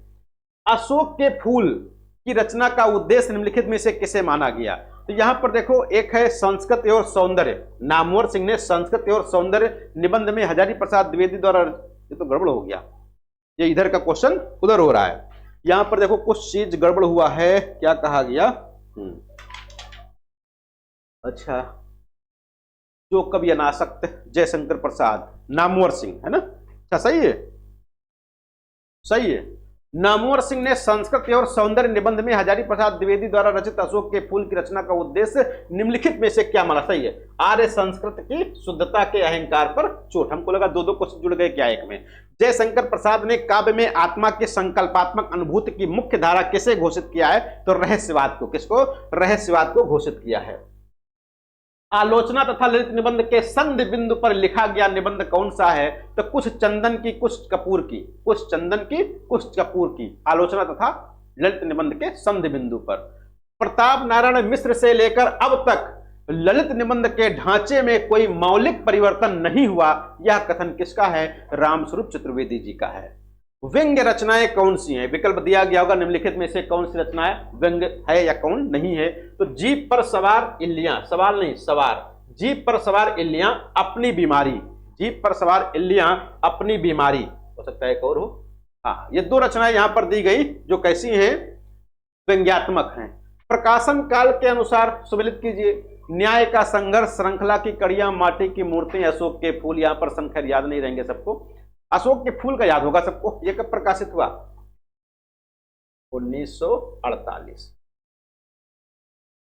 48। हाँ। वैष्णव की फिसलन, वैष्णव की फिसलन का लेखक कौन है? हरिशंकर परसाई जी। भारत में प्रगतिशील साहित्य की आवश्यकता, किसका निबंध है? शिवदान सिंह चौहान का। वाद विवाद संवाद, नामवर सिंह का, बहुत फेमस है। बेईमानी की परत, हरिशंकर परसाई की। कस्तूरी मृग निबंध संग्रह, कस्तूरी मृग किसका है? तो कस्तूरी मृग किसका है? शिव प्रसाद सिंह का। शिव प्रसाद सिंह ने कस्तूरी मृग लिखा। सूर और तुलसी को हमें उपदेशक के रूप में न देखना चाहिए, सूर और तुलसी को हमें उपदेशक के रूप में न देखना चाहिए, वे उपदेशक नहीं हैं, यह कथन किसका है? तो रामचंद्र शुक्ल जी का है। आज सारा देश कारागार हो गया, कारागार माने जेल, और सबकी जबान पर ताले लगे हुए हैं। निराला ही होते तो ऐसी स्थिति कतई नहीं सह पाते, कथन किसका है? महादेवी वर्मा जी का है। तुम्हें गैरों से कब फुर्सत, तुम्हें गैरों से कब फुर्सत, हम अपने गम से कब खाली, चलो बस हो चुका मिलना, न हम खाली न तुम खाली। बड़ी फेमस पंक्ति है भारतेंदु हरिश्चंद्र जी की। किस निबंध से? भारत वर्षोन्नति कैसे हो सकती है। यह भारत वर्षोन्नति भाई वही है जिसका व्याख्यान 1884 में, कब? 1884 ईस्वी में। कहां? ददरी मेले में, बलिया, ददरी मेले बलिया में व्याख्यान दिया था, बहुत फेमस है। यहां के लोगों को जितना निकम्मापन हो उतना ही बड़ा अमीर समझा जाता है, यहां के लोगों को जितना निकम्मापन हो उतना ही बड़ा अमीर समझा जाता है, यह कथन किसका है? भारतेंदु हरिश्चंद्र जी का है। कीर्ति के द्वार सबके लिए नहीं, कीर्ति के द्वार सबके लिए नहीं खुले हैं, परंतु भलाई करने का अवसर सब किसी को जो उसकी खोज रखता है मिल सकता है, यह कथन भारतेंदु के किस निबंध में? दिल्ली दरबार दर्पण। फिर से एक बार बात करते हैं, किस शैली में लिखा गया? रिपोर्टाज शैली में, रिपोर्टाज शैली में लिखा गया। जितनी बार पूछा जाए रिपोर्टाज शैली जरूर पढ़ो ताकि याद रहे।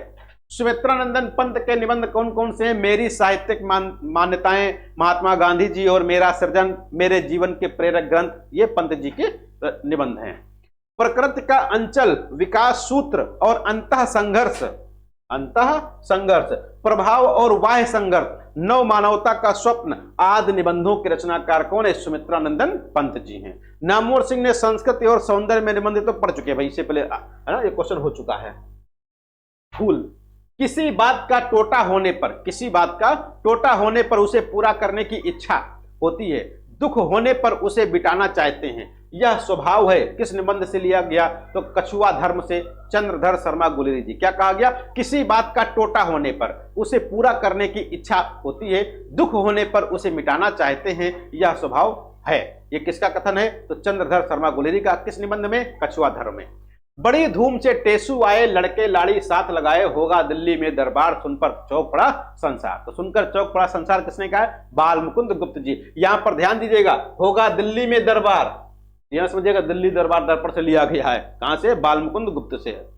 अनुभूति के द्वंद्व से प्राणी के जीवन का आरंभ होता है। उच्च प्राणी या मनुष्य की केवल एक जोड़ी अनुभूति लेकर इस संसार में आता है। उक्त पंक्ति किस निबंध से उद्धृत है? तो भाव या मनोभाव से है। जन्म काल की दृष्टि से निबंधकारों का सही अनुक्रम क्या है? तो बाल मुकुंद गुप्त कब पैदा हुए थे? 1868 में। श्याम सुंदर दास 1875। सरदार पूर्ण सिंह ये 1880 के आसपास है क्या? बाबू गुलाब राय 1888 है, बाबू गुलाब राय। सरदार पूर्ण सिंह का नहीं पता, शायद 80 या 81 कुछ है। तो 1875 में श्याम सुंदर दास है, बाल मुकुंद गुप्त 1868 है, बाबू गुलाब राय 1888 है शायद। भारतीय काव्यशास्त्र का नवनिर्माण शीर्षक निबंध के रचनाकार कौन है? नंद दुलारे वाजपेयी जी हैं। सच्चिदानंद 81 है, चलो वही 81-80 में कंफर्म नहीं हो पा रहा था। तो सच्चिदानंद हीरानंद वात्स्ययन अज्ञेय के निबंधों का संग्रह का प्रकाशन के अनुसार वर्ष बताइए। तो आत्मनेपद सबसे पहले आया, लिख कागज कोरे अद्यतन कहाँ है द्वारिका। तो आत्मनेपद शुरू करके अद्यतन और कहाँ है द्वारिका, इस प्रकार से। भाई इनके सभी सन तो नहीं याद हो पाएंगे,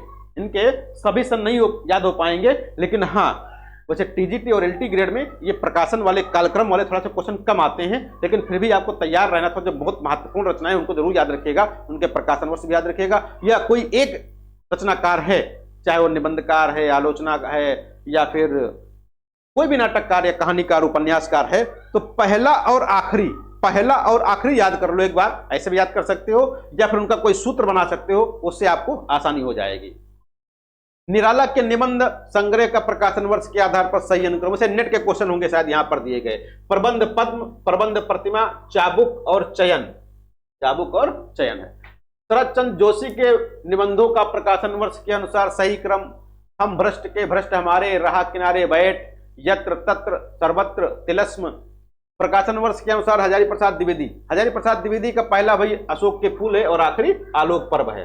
अशोक के फूल से शुरू होकर के आलोक पर्व। तो अशोक के फूल, विचार और वितर्क, कुटर और आलोक पर्व। प्रकाशन वर्ष की दृष्टि से विद्यानिवास मिश्र के निबंध, तुम चंदन हम पानी, मैंने सिल पहुंचाई, तमाल के झरोखे से शिरीष की याद आई। दुखी वह है जिसका मन परवश है, जो दूसरों की खुशामद करता है, दांत निपोड़ता है, चाटुकारिता करता है, दूसरों को फंसाने का जाल बिछाता है। हजारी प्रसाद द्विवेदी के किस निबंध से है? कुटज से है। भारतेंदु कृत निबंध है, भारतेंदु के भाई बहुत निबंध है, यहां पर दिया गया मिस पालकी का आत्मकहानी भी इनका एक निबंध है। प्रकाशन वर्ष के अनुसार निबंधों का सही क्रम क्या है? आत्मनेपद, स्रोत और सेतु, धार और किनारे, स्मृत छंदा, ये अज्ञेय जी के निबंध है। प्रकाशन वर्ष के अनुसार निबंध का संग्रह, विचार विश्लेषण, पर्ण मुकुट, विराम चिन्ह किसका निबंध भैया को बताएगा? रामविलास शर्मा का, हाँ रामविलास शर्मा जी का है बिल्कुल। और खालिस मौसमी, ये अलग अलग विचार निबंधकारों के निबंध हैं। निबंधों का सही अनुक्रम, प्रबंध प्रतिमा, अतीत के चलचित्र, ठेले पर हमारे, पिलिया नीलकंठी।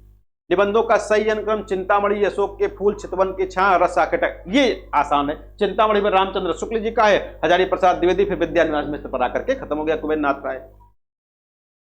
अगला कालक्रम की दृष्टि से निबंध संग्रह शिव शंभु के चिट्ठे, रसज्ञ रंजन, श्रृंखला के कड़ियां, कलबता, ये भी थोड़ा सा आसान है। निबंध संग्रह चाबुक, नई कविता का आत्मसंघर्ष, अन्य निबंध, परंपरा का मूल्यांकन, यत्र तत्र सर्वत्र। वंदे वाणी विनायको, ये किसका निबंध है? राम वृक्ष बेनीपुरी का। वंदे वाणी विनायको, राम वृक्ष बेनीपुरी जी। रचना काल के आधार पर दिनकर की कृतियों का मिट्टी की ओर, संस्कृत के 4 अध्याय, वट पीपल और दिनकर की डायरी। प्रकाशन वर्ष के अनुसार निबंधों का सही अनुक्रम धर्म, नैतिकता और विज्ञान, वट पीपल, साहित्यमुखी, आधुनिकता बोध। अगला है विद्यानिवास मिश्र के निबंधों का क्रम। तमाल के झरोखे से शेफाली झर रही है, पीपल के बहाने गांधी का करुण रस, गांधी का करुण रस है। हिंदी कुबान निबंधकार जिसके ध्यान में लिखते समय बाण और दंडी रहा करते थे, टीजीटी में पूछा गया, पीजीटी में, गोविंद नारायण मिश्र, जो लिखते समय जिसके बाण और दंडी रहा करते थे। बर्बरता की पहली सीढ़ी से सभ्यता की अंतिम सीढ़ी तक युद्ध मनुष्य जाति का साथ देता आया है, यह कथन किस नाटक, किस निबंध से है? तो बुद्ध और नारी, बुद्ध और नारी निबंध से। रसज्ञ रंजन के रचनाकार कौन है? महावीर प्रसाद द्विवेदी। निबंध राष्ट्र का स्वरूप बहुत फेमस है, कि लेखक कौन है? वासुदेव शरण अग्रवाल। वासुदेव शरण अग्रवाल ने राष्ट्र का स्वरूप लिखा। अशोक के फूल निबंध का संग्रह कब प्रकाशन हुआ? 1948 में। महादेवी वर्मा की वह कृति जिसमें स्त्री जीवन की समस्याओं, स्त्री जीवन की समस्याओं से संबंधित निबंधों का संकलन किया गया, तो श्रृंखला की कड़ियां, कौन सी है? श्रृंखला की कड़ियां है। ये श्रृंखला की कड़ियां वही निबंध है जो स्त्री विमर्श की शुरुआत यहीं से मान ली जाती है, यानी स्त्री विमर्श की सुगबुगाहट जिसको कहते हैं, वो इसी रचना से शुरुआत हो जाती है, आगे चल के प्रभा खेतान के रचनाओं में आ जाती है। हिंदी में छायावाद शीर्षक निबंध श्रृंखला के लेखक कौन है? मुकुटधर पांडे जी हैं, छायावाद के। शिव शंभु का चिट्ठा नामक व्यंग्यात्मक निबंध किसका? बालमुकुंद गुप्त जी का।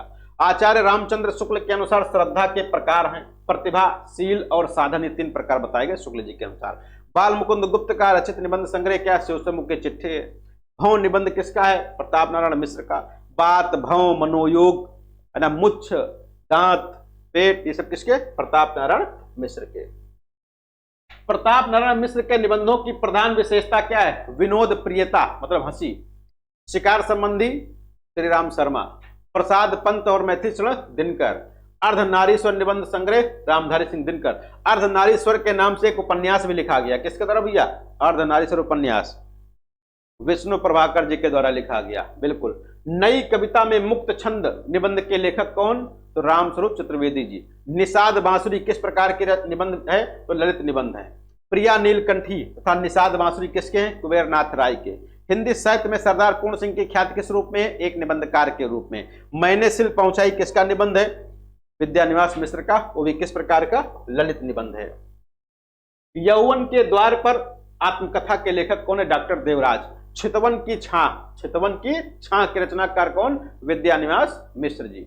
नई कविता में मुक्त छंद, नई कविता में मुक्त छंद निबंध के लेखक कौन? रामस्वरूप चतुर्वेदी जी। साहित्येतर विषयों पर निबंधों की रचना करने वाले लेखकों में किसका नाम प्रमुखता से लिया जाता है? राम वृक्ष बेनीपुरी है।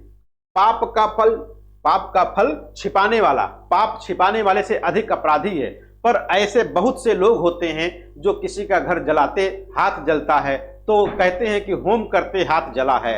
ये कहां पर? श्रद्धा और भक्ति में। किसने कहा? रामचंद्र शुक्ल जी ने। नगेंद्र के निबंधों का संग्रह आस्था के चरण के नाम से। किसी बात का टोटा होने पर, बात हो चुकी है, कछुआ धर्म से है, चंद्रधर शर्मा गुलेरी इसके रचनाकार है। वसंत आ गया पर कोई उत्कंठा नहीं, विद्यानिवास मिश्र। पत्रकारिता के स्तर से निबंध शैली को विकसित करने वाले विद्वान, बहुत फेमस है। पत्रकारिता के स्तर से निबंध शैली को विकसित करने वाले प्रमुख लेखक कौन है? राम वृक्ष बेनीपुरी जी हैं। मैंने स्मृति के दीप जलाए रामनाथ सुमन की रचना है। हिंदी निबंध का उत्कर्ष काल क्या है? तो शुक्ल युग है। मेरे राम का मुकुट भीग रहा है निबंध अपने समय में बड़ा चर्चित रहा। इस निबंध के लेखक कौन है? विद्यानिवास मिश्र जी। लघुमानव के बहाने हिंदी कविता पर एक बहस, विजय देव नारायण शाही। समस्त मानव जाति के प्रवर्तक भाव या मनोविकार ही होते हैं, ये कथन किसका है? रामचंद्र शुक्ल जी का है।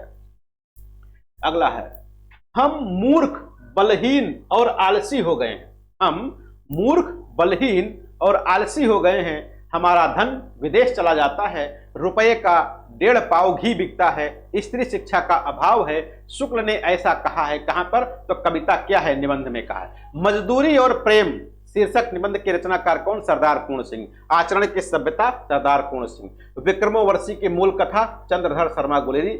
मारे से मोह उठाओ कछुआ धर्म चंद्रधर शर्मा गुलेरी। पुरानी हिंदी ग्रंथ के लेखक चंद्रधर शर्मा गुलेरी।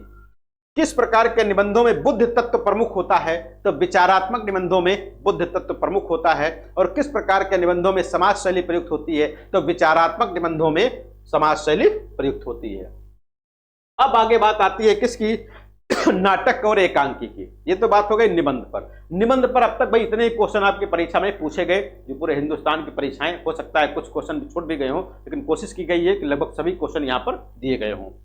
और इनमें से निबंध में अगर 10 क्वेश्चन आते हैं, 7-8 क्वेश्चन 9 क्वेश्चन तक आपको आराम से मिल जाएगा, इसमें कोई दो राय नहीं है। पहला, संभवाम युगे युगे। संभवाम युगे युगे, इस नाम से कई लोगों ने नाटक लिखा है। इस नाम से कई लोगों ने नाटक लिखा है, संभवाम युगे युगे। यहां पर जो दिया गया ची.जे. हरिजीत, ची.जे.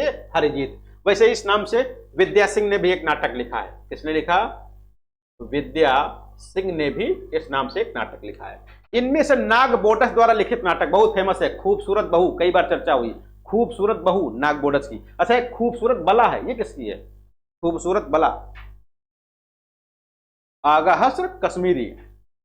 बिल्कुल। हिंदी का प्रथम मौलिक नाटक, हिंदी का प्रथम मौलिक नाटक आनंद रघुनंदन है। भाई हिंदी का पहला मौलिक नाटक कहो तो आनंद रघुनंदन। रामचंद्र शुक्ल ने हिंदी का पहला नाटक किसे माना है? तो आनंद रघुनंदन को माना है। वह नाटक यानी हिंदी का वह पहला नाटक जो शास्त्रीय पद्धति पर लिखा गया है, आनंद रघुनंदन। लेकिन हिंदी का पहला नाटक कहा जाए, हिंदी का पहला नाटक तो नहुस गोपाल चंद गिरधर दास के द्वारा लिखा गया, जो भारतेंदु हरिश्चंद्र जी के पिताजी थे। और भारतेंदु हरिश्चंद्र ने ही इसे हिंदी का पहला पहला नाटक मान लिया, जिसको नहुस को।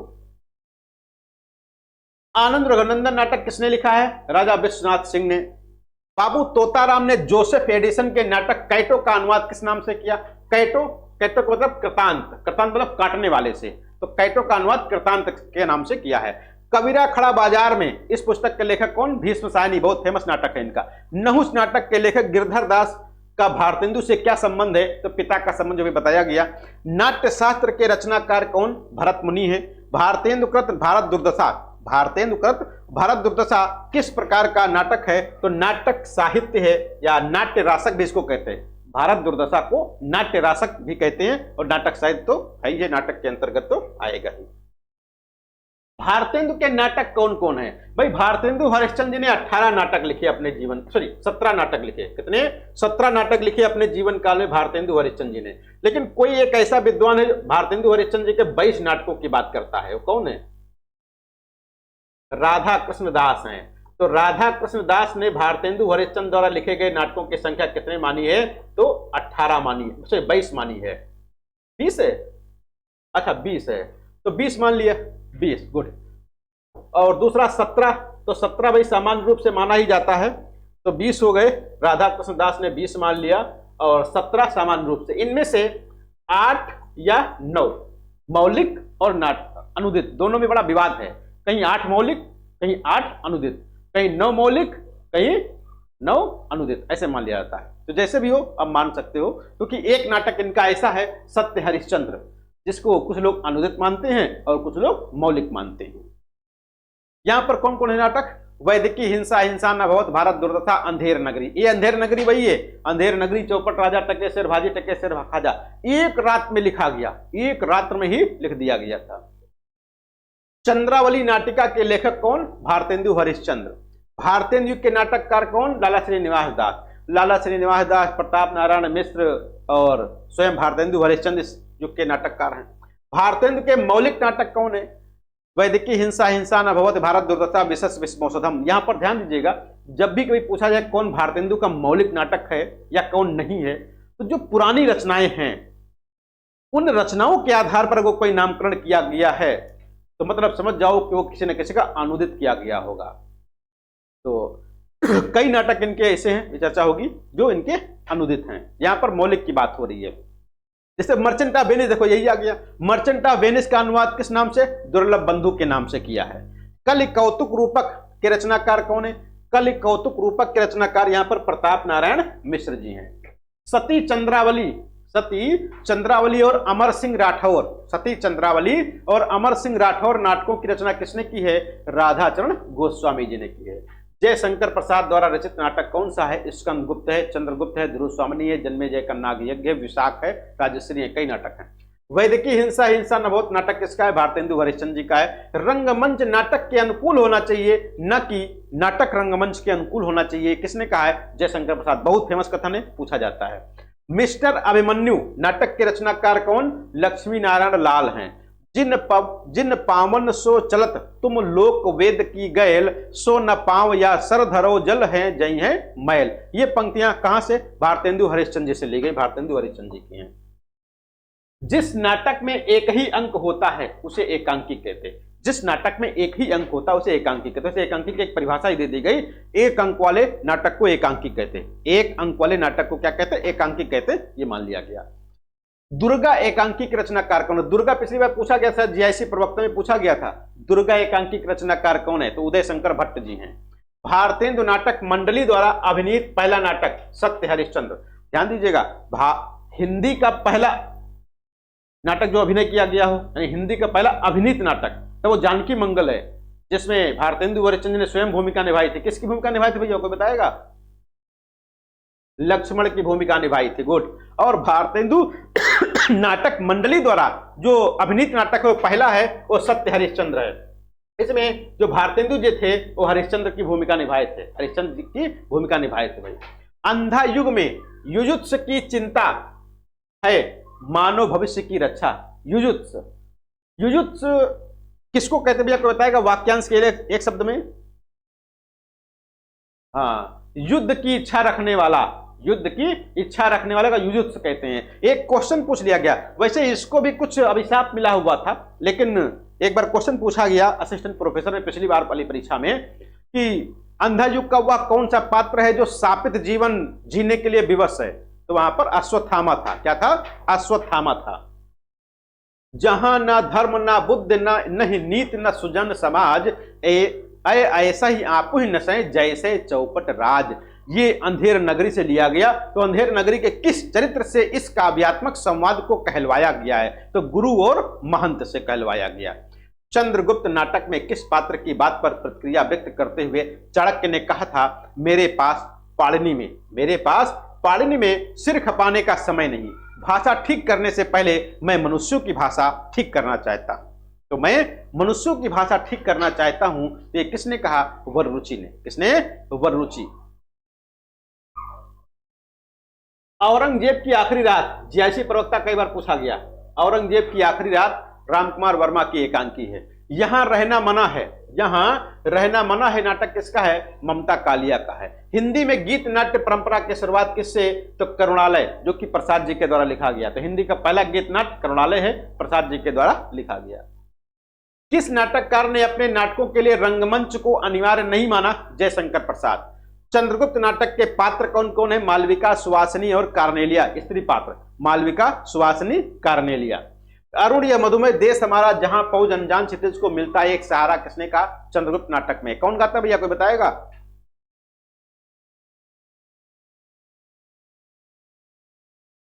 कार्नेलिया गाते। हाँ, किसका? यहां पर देखो क्या लिखा गया, चाणक्य ने कहा है। चाणक्य ने कहा है, देखो यहां पर किस पात्र की बात पर कहा? तो वररुचि। इसका उत्तर क्या होगा? वररुचि होगा। नहीं, वररुचि की बात पर कहा किसने? चाणक्य ने ये कहा है। क्वेश्चन तो सीधे सीधे लिखा है। अगला है जयशंकर प्रसाद द्वारा रचित गीत नाट्य करुणालय, जो हिंदी का पहला गीत नाट्य है। जन्मेजय का नागयज्ञ नाटक के लेखक कौन है? जयशंकर प्रसाद जी, बहुत फेमस है। कौन से नाटक प्रसाद के हैं? तो ध्रुव स्वामिनी, स्कंदगुप्त, जन्मेजय का नागयज्ञ, 3 नाटक वहां पर विकल्प में दिए गए होंगे। शिव साधना हरिकृष्ण प्रेमी का है। सिंदूर की होली लक्ष्मी नारायण मिश्र, सिंदूर की होली लक्ष्मी नारायण मिश्र का है। मेवाड़ की पन्नाधाय के अलौकिक त्याग का ऐतिहासिक व्रत लेकर राजमुकुट नाटक की रचना किसने की? गोविंद वल्लभ पंत ने। उपेंद्र नाथ अस्क रचित जोक किस प्रकार का एकांकी है? तो सामाजिक व्यंग्य किया गया इसमें। महाभारत की कथा पर आधारित नाटक अंधा युग बहुत फेमस है, महाभारत के कौन से दिन की कथा है इसमें भाई? महाभारत के कौन से दिन की? 18वें यानी अंतिम दिन की कथा है, 18वें दिन की। अंधा युग किसकी रचना है? धर्मवीर भारती की गीत नाट्य है। और काव्य नाटक इसको कहते हैं। नाटक डॉक्टर, तो डॉक्टर नामक नाटक यानी विधा नाटक के, और रचनाकार कौन है भाई डॉक्टर के? विष्णु प्रभाकर। मोहन राकेश कृत नाटक कौन कौन? लहरों के राजहंस, आधे अधूरे, आषाढ़ का एक दिन, ये तीनों नाटक बहुत फेमस हैं मोहन राकेश के। विश्वामित्र नाटक किसका? तो उदय शंकर भट्ट जी का। प्रभु सत्ता संपन्न शासक वर्ग एवं गरीब शिल्पी के मध्य संघर्ष को किस नाटक की विषय वस्तु बनाया गया है? तो कोणार्क में बनाया गया। मादा कैक्टस नाटक किसने लिखा है? लक्ष्मी नारायण लाल। भारतेंदु की अकेली प्रतिभा, पिछली बार पूछा गया था, भारतेंदु की अकेली प्रतिभा ने हिंदी नाटक साहित्य, हिंदी नाट्य शास्त्र तथा हिंदी रंगमंच की स्थापना की, यह कथन किसका है? डॉक्टर रामचंद्र तिवारी जी का है। पिता गए माता गई, गुरुदेव गए, कंधे से कंधा भिड़ाकर प्राण देने वाला चिर सहचर सिंहरण गया। चंद्रगुप्त नाटक में कथन किसका है? तो चंद्रगुप्त का है।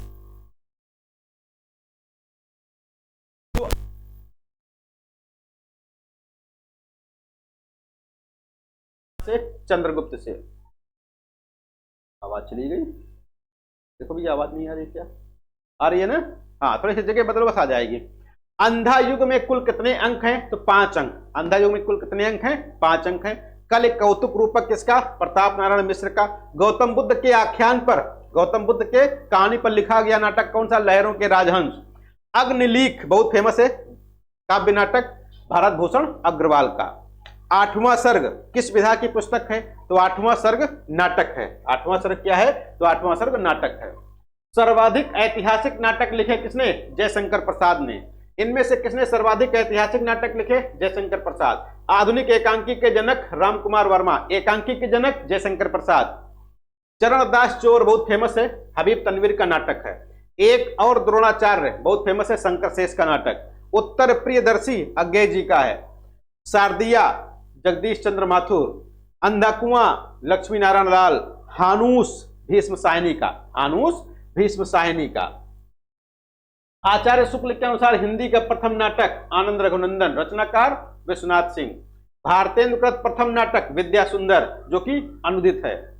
रंगमंच पर पर्दे के पीछे का स्थान क्या कहलाता? नेपथ्य। भारतेंदु का राष्ट्रभक्त परक नाटक विशस्य विस्मौषधम। चंद्रावली को भारतेंदु की आत्मा का प्रतिरूप किसने कहा? रामविलास शर्मा ने। चंद्रावली को भारतेंदु की आत्मा का प्रतिरूप किसने कहा? डॉक्टर रामविलास शर्मा जी ने। हिंदी का प्रथम दुखांत नाटक रणधीर प्रेम मोहिनी। हिंदी का प्रथम अभिनीत नाटक जानकी मंगल। गुड़ सिंधु भारतेंदु जी के किस नाटक का पात्र है? तो विद्या सुंदर का। जयशंकर प्रसाद कृत किस नाटक का आधार कल्हड़ की राजतरंगड़ी है? बहुत पूछा जाता है। तो विशाख, विशाख जो है कल्हड़ की राजतरंगड़ी पर आधारित है। जयशंकर प्रसाद की सर्वाधिक प्रौढ़ कृति कौन सी है? तो चंद्रगुप्त है। स्कंदगुप्त नाटक की कथा कुल कितने अंकों में? 5 अंकों में। ध्यान दीजिएगा, जो नाटक लिखे गए हिंदी में ज्यादातर प्रायः उनके अंकों की संख्या पूछा जाए तो या तो 5 या तो 6 या 7, यही 3 ज्यादा संख्याएं हैं, या तो फिर 5 से बहुत कम होंगी, 2 3 1 ऐसे होंगी। ज्यादातर 5 हैं। जब कभी तुक्का मारना हो 5 मार सकते हो। आह वेदना मिली विदाई गीत कहां से? स्कंदगुप्त से है। इनमें से किस नाटक में नारी के पुनर्लग्न की समस्या उठाई गई है? भाई नारी की समस्या कह दिया जाए प्रसाद के नाटक तो ध्रुव स्वामिनी है। जयशंकर प्रसाद के नाटक करुणालय का नाट्य रूप क्या है? गीत नाट्य है। जन्मेजय का नागयज्ञ प्रसाद जी का। हिंदी का सर्वप्रथम गीत नाट्य करुणालय प्रसाद जी के द्वारा लिखा गया। कौन सा नाटक जयशंकर प्रसाद द्वारा रचित है? ध्रुव स्वामिनी। कई नाटक हैं। अलका जयशंकर प्रसाद के किस नाटक की पात्र है? तो चंद्रगुप्त का है। चंद्रगुप्त नाटक की नायिका कौन है? कार्नेलिया चंद्रगुप्त नाटक की नायिका है। मुद्रा राक्षस नाटक का नायक कौन है? चाणक्य। एक और द्रोणाचार्य द्वारा आ गया, शंकर शेष का। भारत में सबसे पहला पाश्चात्य रंगमंच कहां स्थापित किया गया? बंगाल में। नाटक में पर्दे के पीछे से दी जाने वाली सूचना को क्या कहते हैं? चूलिका। पर्दे के पीछे से दी जाने वाली सूचना को क्या कहते हैं? चूलिका कहते हैं। बीती या भावी घटनाओं की सूचना देने वाला क्या कहलाता है? विस्कंभक। बीती या भावी घटनाओं की सूचना देने वाला विस्कंभक कहलाता है। लक्ष्मी नारायण मिश्र के किस नाटक में सिकंदर को कुटिल विजेता के रूप में चित्रित किया गया है? वितस्त्रता की लहरें। हिंदी में समस्या नाटकों का जन्मदाता बहुत फेमस है लक्ष्मी नारायण मिश्र को। समस्या नाटकों का जन्मदाता हिंदी में लक्ष्मी नारायण मिश्र को माना जाता है। लक्ष्मी नारायण मिश्र को समस्या नाटककार न मानकर पुनरुत्थानवादी नाटककार किसने कहा? तो नंद दुलारे वाजपेयी जी ने। मध्य वर्ग की पारिवारिक समस्या को दर्शाने वाला मोहन राकेश का नाटक आधे अधूरे है। प्रसाद के नाटक रंगमंच के योग्य नहीं, प्रसाद के नाटक रंगमंच के योग्य नहीं, श्याम सुंदर दास। और प्रसाद के नाटक अभिनय के योग्य नहीं, ये किसने कहा? प्रसाद के नाटक अभिनय के योग्य नहीं।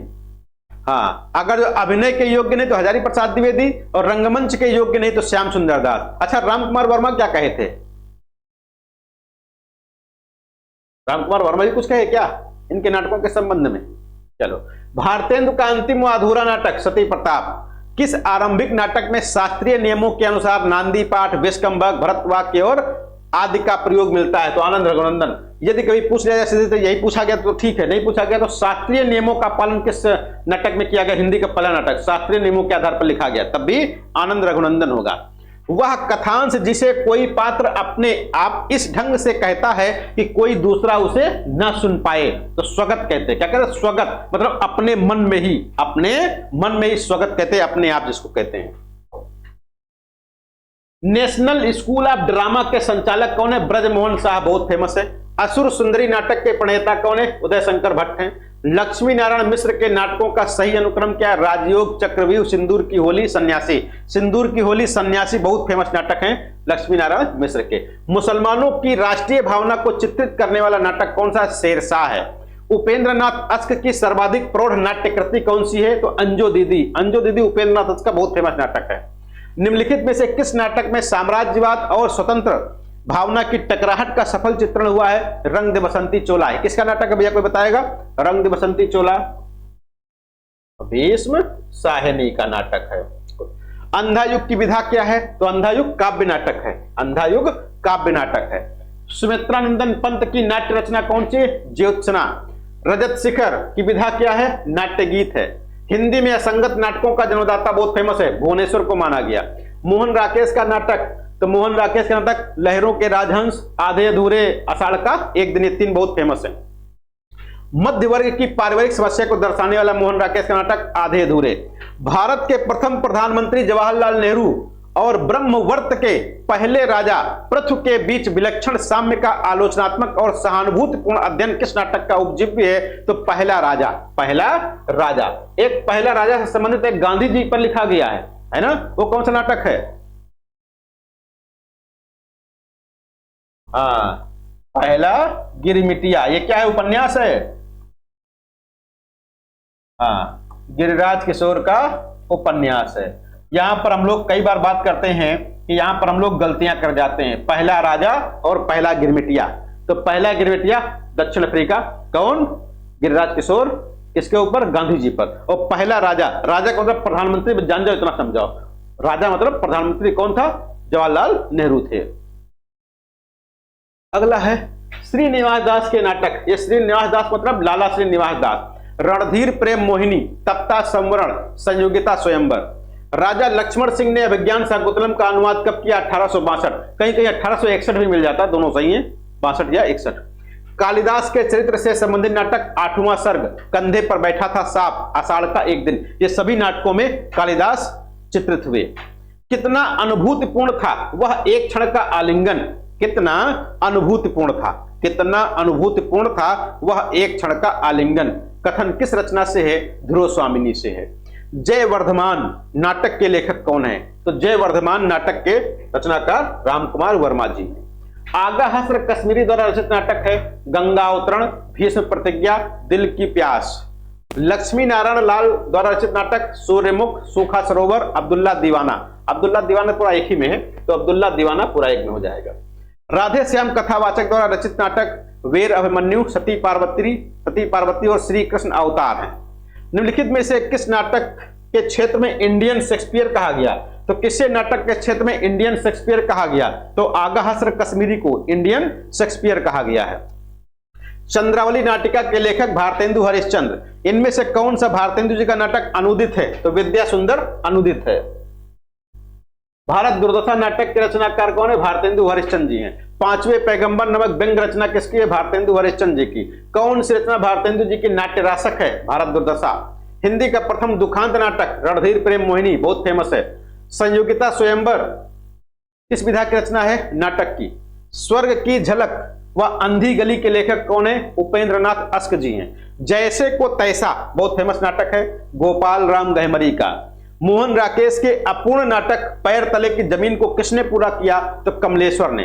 मोहन राकेश के 3 नाटक तो बहुत फेमस है, लहरों के राजहंस, आधे अधूरे, आषाढ़ का एक दिन, एक नाटक अधूरा है, पैरों तले की जमीन। किसने पूरा किया था? तो कमलेश्वर ने पूरा किया था। स्कंदगुप्त में कवि कालिदास का नाम क्या है? स्कंदगुप्त नाटक में कालिदास का नाम क्या है? तो मातृगुप्त नाम रखा गया। भारतेंदु हरिश्चंद्र ने अपने किस नाटक में बड़ौदा के राज परिवार गायकवाड़ का वर्णन किया है? तो विशस्य विस्मौषधम में। एकांकी संग्रह पृथ्वीराज की आंखें, एकांकी संग्रह पृथ्वीराज की आंखें के रचनाकार कौन? रामकुमार वर्मा जी। नारी जागरण का महाकाव्यात्मक नाटक, नारी जागरण का महाकाव्यात्मक नाटक कहते हैं किसको? ध्रुव स्वामिनी को। हिमाद्रि तुंग श्रृंग से प्रबुद्ध शुद्ध भारती, स्वयं प्रभा समुज्जला स्वतंत्रता पुकारती, बहुत फेमस कविता है। कहां से ली गई? चंद्रगुप्त नाटक से ली गई है। आधे अधूरे नाटक के मूल कथानक में है पारिवारिक विघटन, दाम्पत्य संबंधों में कटुता व रिक्तता, ये इसकी मूल कथानक है। प्रसाद के नाटकों में स्कंदगुप्त को श्रेष्ठ कहा गया। किसने कहा है? प्रसाद के नाटकों में स्कंदगुप्त को श्रेष्ठ कहा है। किसने? रामचंद्र शुक्ल, यानी रामचंद्र शुक्ल जी की नजर में स्कंदगुप्त श्रेष्ठ नाटक है जयशंकर प्रसाद का। स्कंदगुप्त और चंद्रगुप्त दोनों में स्वदेश प्रेम, विश्व प्रेम और आध्यात्मिकता का आधुनिक रूप बराबर झलकता है। यह कथन किसका है? रामचंद्र शुक्ल का है। रेडियो एकांकी को कहा जाता है क्या? ध्वनि एकांकी। कहीं कहीं श्रव्य एकांकी भी मिल जाता है, वैसे ध्वनि एकांकी ज्यादा सही है, लेकिन जब ध्वनि एकांकी ना हो तो श्रव्य एकांकी लिख सकते हो। वैसे दोनों ऑप्शन आ जाएंगे तो ध्वनि एकांकी सही करना है। खामोश अदालत जारी है नाटक किसने लिखा? विजय तेंदुलकर।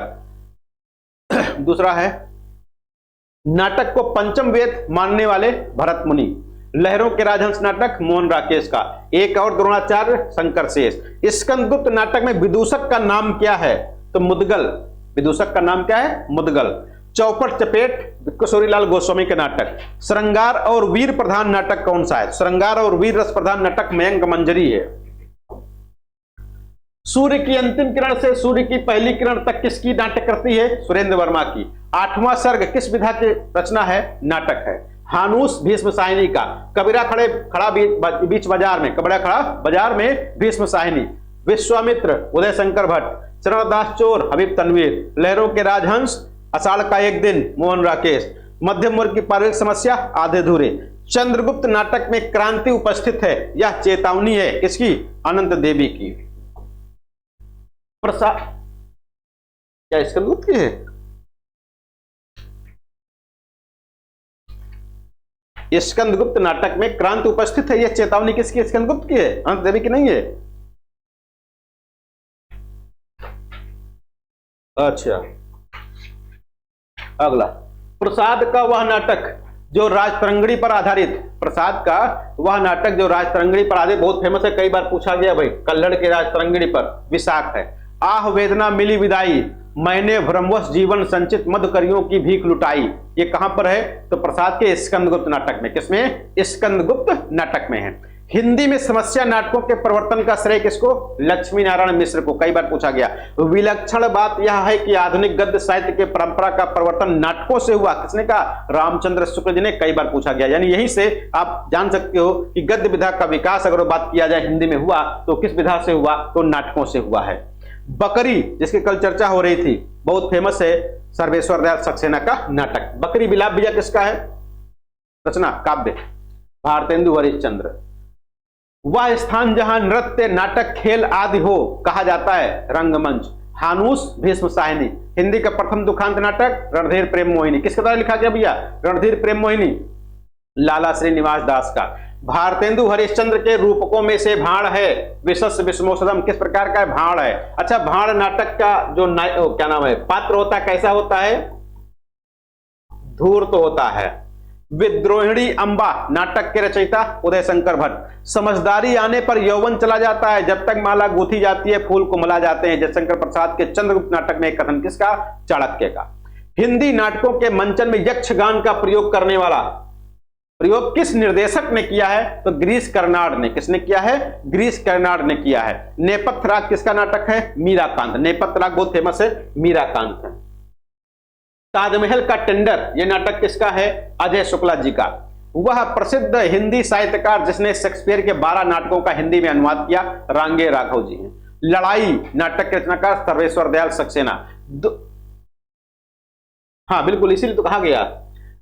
2 समानांतर कथा प्रसंगों पर चलने वाला शंकर शेष का नाटक एक और द्रोणाचार्य।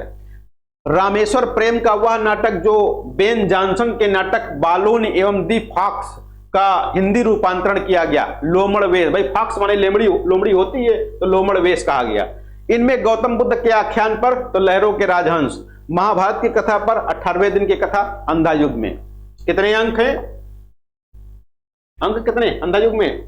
5 अंक हैं। शारदिया जगदीश चंद्र माथुर का है, कोणार्क जगदीश चंद्र माथुर का। सती चंद्रावली तथा अमर सिंह राठौर नाटकों की रचना राधाचरण गोस्वामी। सर्वेश्वर दयाल सक्सेना की नाट्य कृति बकरी बहुत फेमस है। शकुंतला नाटक खड़ी बोली में अनुवाद किसने किया? राजा लक्ष्मण सिंह ने। कब किया? 1862 में। कब किया? 1862 में।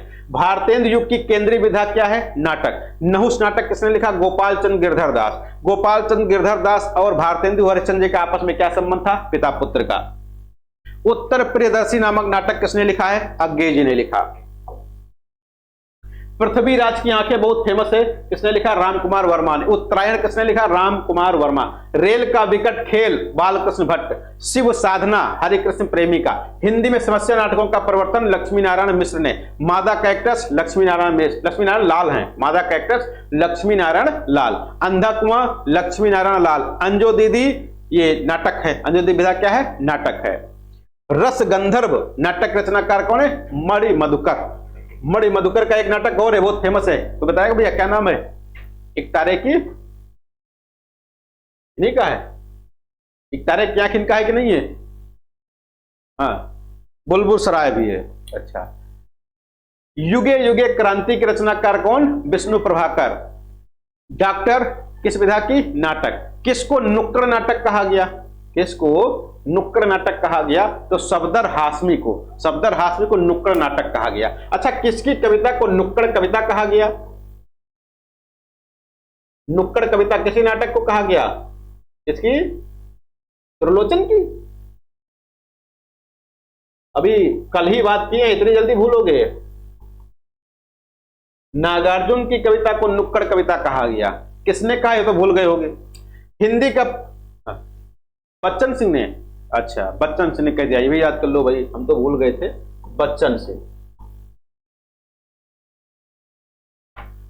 ये हिंदी का पहला रेडियो नाटक राधा नाटककार। रेडियो नाटक माना जाता है, नाटककार नहीं, नाटक। हिंदी का पहला रेडियो नाटक। जीआईसी का क्वेश्चन पूछा हुआ है। राधा कृष्ण। कौन है? राधा कृष्ण।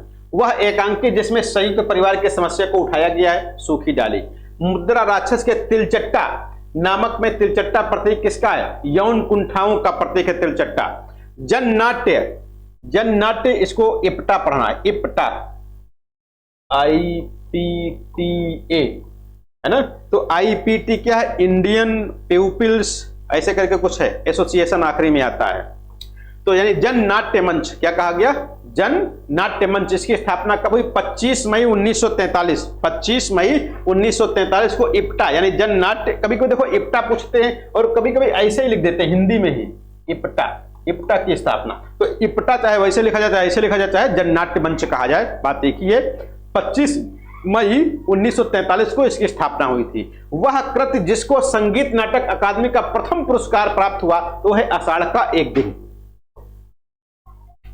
अगला है नागबोडस द्वारा लिखा गया नाटक खूबसूरत बहू, बहुत फेमस है। उत्तरायण रामकुमार वर्मा। रस गंधर्व किसका है? मणि मधुकर का। हिंदी का पहला प्रतीक धर्मी नाटक। हिंदी का पहला प्रतीक धर्मी नाटक कामना है। प्रसाद के नाटकों के प्रथम श्रेष्ठ समीक्षक कौन है? नंद दुलारे वाजपेयी जी हैं। मेरी समझ से तो मेरे शरीर की धातु मिट्टी है, जो किसी के लोभ की सामग्री नहीं और वास्तव में उसी के लिए सब धातु अस्त्र बनकर चलते हैं, लड़ते हैं, टूटते हैं, फिर मिट्टी होते हैं। यह हिंदी के किस नाटक में आया हुआ संवाद है? तो स्कंदगुप्त में है। एकांकी संकलन त्रय का आशय क्या है? यानी एकांकी में संकलन त्रय, एकांकी हो गया, नाटक हो गया, जैसे चाहे एकांकी में पूछा जाए चाहे नाटक में पूछा जाए, तो यहां पर एकांकी की बात हो रही है। समय, स्थान और कार्य की एकता। अब यही चीज नाटक में पूछा जाए संकलन त्रय में, या सीधे संकलन त्रय में किसका सम्मिलित नहीं किया जाता? तो तीन है, समय, स्थान और कार्य। समय, स्थान और कार्य ये संकलन त्रय के अंतर्गत आते हैं, चाहे एकांकी हो चाहे नाटक हो। भारतेंदु हरिश्चंद्र को भारतेंदु की उपाधि कब प्राप्त हुई? 1880 में। किसने दिया था? रघुनाथ राव, काशी के पंडित। और दूसरा, किस पत्रिका ने इनको पहले देने का प्रस्ताव पारित किया था? सार सुधा निधि ने। मेरी ममता ही वहां नीति थी, मेरी ममता की नहीं, मेरी ममता ही वहां नीति थी, मर्यादा थी। अंधा युग में जो कथन है किसका है? धृतराष्ट्र का है। जानकी मंगल शीतला प्रसाद त्रिपाठी के द्वारा लिखा गया, जो कि पहला हिंदी का पहला अभिनीत नाटक है। इंद्र सभा, जिसके प्रतिक्रिया में बंदर सभा भारतेंदु ने लिखा था, तो इंद्र सभा के रचनाकार कौन है? अमानत हैं। अतिरंजना किस नाट्य परंपरा की? भैया फुल दे दो, पीछे दे दो, फुल पीछे दे दो। अतिरंजना किस नाट्य परंपरा की प्रमुख प्रवृत्ति रही है? पारसी नाटक। अभिव्यक्ति की स्वतंत्रता का प्रश्न सुरेंद्र वर्मा के किस नाटक में आया? तो बात कर लेंगे। अभिव्यक्ति की स्वतंत्रता का प्रश्न सुरेंद्र वर्मा के किस नाटक में आया है? 8वां सर्ग। कष्ट हृदय की कसौटी है, तपस्या अग्नि है, सम्राट यदि इतना भी न कर सके तो क्या सब क्षणिक सुखों का अंत है? स्कंदगुप्त नाटक में यह कहा गया कथन किसका है? तो देवसेना का है। यानी ये कथन किसका है? देवसेना के द्वारा कहा गया। कष्ट हृदय की कसौटी है, तपस्या अग्नि है, सम्राट यदि इतना भी न कर सके तो क्या सब क्षणिक सुखों का अंत है? किस नाटक का है? तो स्कंदगुप्त नाटक का है। किसने कहा है? देवसेना ने कहा है। भारत दुर्दशा के पहले अंक में भारतेंदु ने मूल रूप से चित्र खींचा है भारत की दुर्दशा के कारणों का। स्कंदगुप्त नाटक के प्रथम अंक में कुल दृश्य हैं 7। अधिकार सुख कितना मादक और सारहीन है, अपने को नियामक और कर्ता समझने की बलवती स्पृहा उसे बेकार कराती है। तो ये कथन स्कंदगुप्त में किसने कहा? स्कंदगुप्त के द्वारा कहा गया। पंडित जवाहरलाल नेहरू और ब्रह्मवर्त के पृथु के बीच विलक्षण साम्य किस नाटक में? पहला राजा। दृश्य काव्य किस विधा की रचना? नाटक। दृश्य काव्य की विधा क्या है? नाटक है। हिंदी में यथार्थवादी एकांकी के जनक रामकुमार वर्मा। आधुनिक एकांकी के जनक रामकुमार वर्मा। आधुनिक एकांकी के जनक रामकुमार वर्मा, देखो फिर आ गया। कारवां एकांकी के लेखक भुवनेश्वर। रुपया तुम्हें खा गया बहुत फेमस है, भगवती चरण वर्मा। भारत दुर्दशा नाटक में कितने अंक हैं? 6 अंक। यह रक्तपात कब तक समाप्त होना है? यह रक्तपात कब तक समाप्त होना है? दोनों पक्षों को खोना ही खोना है। ये किस रचना में कहा गया? तो अंधा युग में कहा गया। धर्मवीर भारती का नाटक, जिसमें महाभारत के कथानक को लेकर आधुनिक युग के अनुकूल अर्थ प्रस्तुत किया गया है, तो किसमें? अंधा युग में। किसमें किया गया? अंधा युग में किया गया। बात की बात, चंदनवन, चक्करदार सीढ़ियां और अंधेरा नामक रेडियो नाटक संग्रह के रचनाकार कौन है? अमृतलाल नागर हैं। किस नाटक में 15वीं शताब्दी के कुफल साज की धार्मिक कथा का चित्रण हुआ है? हानूस में। गीत नाटक की विधा कौन कौन सी है? उन्मुक्त, विश्वामित्र और कालिदास। वैसे कई रचनाएं गीत नाटक के अंतर्गत हैं, विकल्प के आधार पर यहां पर 3 दिए गए। मुझे बाहर करने की जरूरत नहीं, बाहर कीजिए उन सब टीचर्स को जिन्होंने आपकी नाक के नीचे ट्यूशन का घिनौना रैकेट चला रखा है। रजनी पटकथा में यह कथन किस पात्र का है? तो स्वयं रजनी का है। किसका है? स्वयं रजनी का है। महाभोज नाटक का कौन सा पात्र राजनीतिक स्वार्थवश धर्म का दुरुपयोग करता है? तो दा साहब। महाभोज नाटक में, भाई महाभोज उपन्यास भी लिखा गया, वहां पर भी दा साहब हैं। तो यहां पर नाटक की बात रही, मन्नू भंडारी का है। किसका है? मन्नू भंडारी का। महाभारत की कथा के माध्यम से आज के तथाकथित बुद्धिजीवी के समझौतावादी चरित्र की विडंबना को प्रस्तुत करने वाला नाटक निम्नलिखित में से कौन सा है? एक और द्रोणाचार्य। वह कौन सा रंगमंचीय नाटक है जिसमें स्त्री पात्रों का अभाव है? कोणार्क। किस नाटक में नायिका पाणिनि की समस्या को, ये पाणिनि ही लिखा है क्या? नायिका पद्मिनी, हाँ पद्मिनी की समस्या, हाँ बिल्कुल। पद्मिनी की समस्या बहुत कुछ मोहन राकेश के नाटक आधे अधूरे की सावित्री के समान है, तो है वदन। यहां पर पद्मिनी कर लो भाई। कथा का आधार अश्वघोष का सौंदर्यानंद काव्य है, परंतु समय के विस्तार में स्थितियों का परिक्षेपण करने के कारण यह काल्पनिक भी है। लहरों के राजहंस के नाटक के संबंध में कथन किसका है? तो सौंदर्यानंद, अश्वघोष के सौंदर्यानंद पर आधारित कौन सा नाटक? लहरों के राजहंस। रचनाकार कौन? मोहन राकेश। भारतीय काव्य शास्त्रियों के अनुसार नाटक का तत्व क्या है? भाई भारतीय काव्य शास्त्रियों ने नाटक के केवल कितने तत्व माने? 3 तत्व माने हैं। कौन कौन से? वस्तु, नेता, रस। नेता मतलब पात्र और वस्तु मतलब कथा, वस्तु कथानक। नाटक की कथाओं को कितने आधारों पर वर्गीकृत किया गया? नाटक कितने प्रकार की होती हैं, या नहीं, नाटक को कितने आधारों पर, नाटक की कथाओं को कितने आधारों पर वर्गीकृत किया गया? तो 5 आधारों पर। कार्यावस्था के भेद, तो कार्यावस्था के भेद यहां पर 3 दिए गए। 5 भेद होते हैं कार्यावस्था के, 5 भेद होते हैं, यहां पर 3 भेद ही दिए गए। प्रयत्न, प्रत्याशा, फलागम। अर्थ प्रकृति भी 5 प्रकार की होती है, यहां पर 3 दी गई, कार्य, प्रकृति और बिंदु। ये क्यों है? क्योंकि विकल्प के आधार पर वहां पर पूछा गया था कौन है कौन नहीं है। कौन सा नाटक नजीर अकबराबादी की नज्मों पर आधारित है? तो आगरा बाजार। आषाढ़ का एक दिन में कालिदास और मल्लिका के अतिरिक्त वह कौन सा पात्र है जिसे आलोचकों ने कालिदास से भी अधिक विकसित पात्र की संज्ञा दी है? तो इस नाटक का पात्र विलोम। ये परीक्षा में पूछा बहुत जाता है। इसका आषाढ़ का एक दिन नाटक का पात्र विलोम। हाँ, बहुत पूछा है। नारी का आकर्षण पुरुष को पुरुष बनाता है, तो उसका अपकर्षण उसे गौतम बुद्ध बना देता है। यह संवाद किस नाटक में? लहरों के राजहंस। हिंदी रंगमंच को हिंदी भाषी प्रदेश की सांस्कृतिक पूर्तियों और आकांक्षाओं का प्रतिनिधित्व करना होगा। रंगों और राशियों के हमारे विवेक को व्यक्त करना होगा। ये कहां कहा गया? आषाढ़ का एक दिन में। मैंने भावना में एक भावना का वर्ण किया है। मैंने भावना में एक भावना का वर्ण किया है। मेरे लिए वह संबंध और संबंधों से बड़ा है। मैं वास्तव में अपनी भावना से प्रेम करती हूं, जो पवित्र है, कोमल है, अनश्वर है। यह संवाद किस पात्र का किसके प्रति है? तो मल्लिका का अंबिका के प्रति है। मनोरमा मनोरमा इनमें से किस नाटक की प्रमुख पात्र है? तो मनोरमा सिंदूर की होली की पात्र है, बहुत फेमस है। परंपरागत भारतीय महाकाव्य की उदात्तता और पश्चिमी नाटक विशेषता ट्रेजेडी के संघर्ष का तीखापन एक साथ यहां कृष्ण और अश्वत्थामा के विरोध युग को रूपायित करता है। यह कथन किसका? रामस्वरूप चतुर्वेदी जी का। चंद्रगुप्त नाटक की कौन सी नारी चंद्रगुप्त के प्रति प्रणय भाव नहीं रखती है? तो सुवासिनी नहीं रखती। चंद्रगुप्त नाटक की नायिका कौन है? कार्नेलिया। इस नाटक में हमें मनुष्य का पूर्णता पर पहुंचने का मार्ग दिखाया गया है, जिसे हम भागवत धर्म कहते हैं। स्कंदगुप्त नाटक के संदर्भ में यह कथन किसका है? डॉक्टर दशरथ ओझा का है। पर्णदत्त प्रसाद के किस नाटक का पात्र है? तो स्कंदगुप्त का है। मोहन राकेश के अधूरे नाटक पैरों तले की जमीन को पूरा किसने किया? कमलेश्वर ने पूरा किया था। यह तो एक मॉडर्न एलिगरी यानी आधुनिक अन्योक्ति का मंचीय रूप है। पहला राजा के संदर्भ में किसने कहा है? जगदीश चंद्र माथुर ने कहा। अंधा धुंध मचो सब देशा, अंधा धुंध मचो सब देशा, मानहु राजा रहत विदेशा। यह किस नाटक का पात्र है? तो भाई नाटक का कथन कहां का है? अंधेर नगरी का। किसने कहा? गोवर्धन ने। यह पात्र। दुनिया में हाथ पैर हिलाना नहीं अच्छा, दुनिया में हाथ पैर हिलाना नहीं अच्छा, पर मर जाना पैर उठ के जाना नहीं अच्छा। यह कथन कौन से नाटक से है? तो भारत दुर्दशा से है। सुरेंद्र वर्मा कृत कौन सा नाटक पहली बार हत्या शीर्षक से प्रकाशित हुआ? तो 8वां सर्ग। देखो बहुत फेमस है 8वां सर्ग। किस नाम से पहले आया था? हत्या शीर्षक से आया था। कौन सा नाटक चेकोस्लोवाकिया की एक लोक कहानी को आधार बनाकर लिखा गया? हानूस।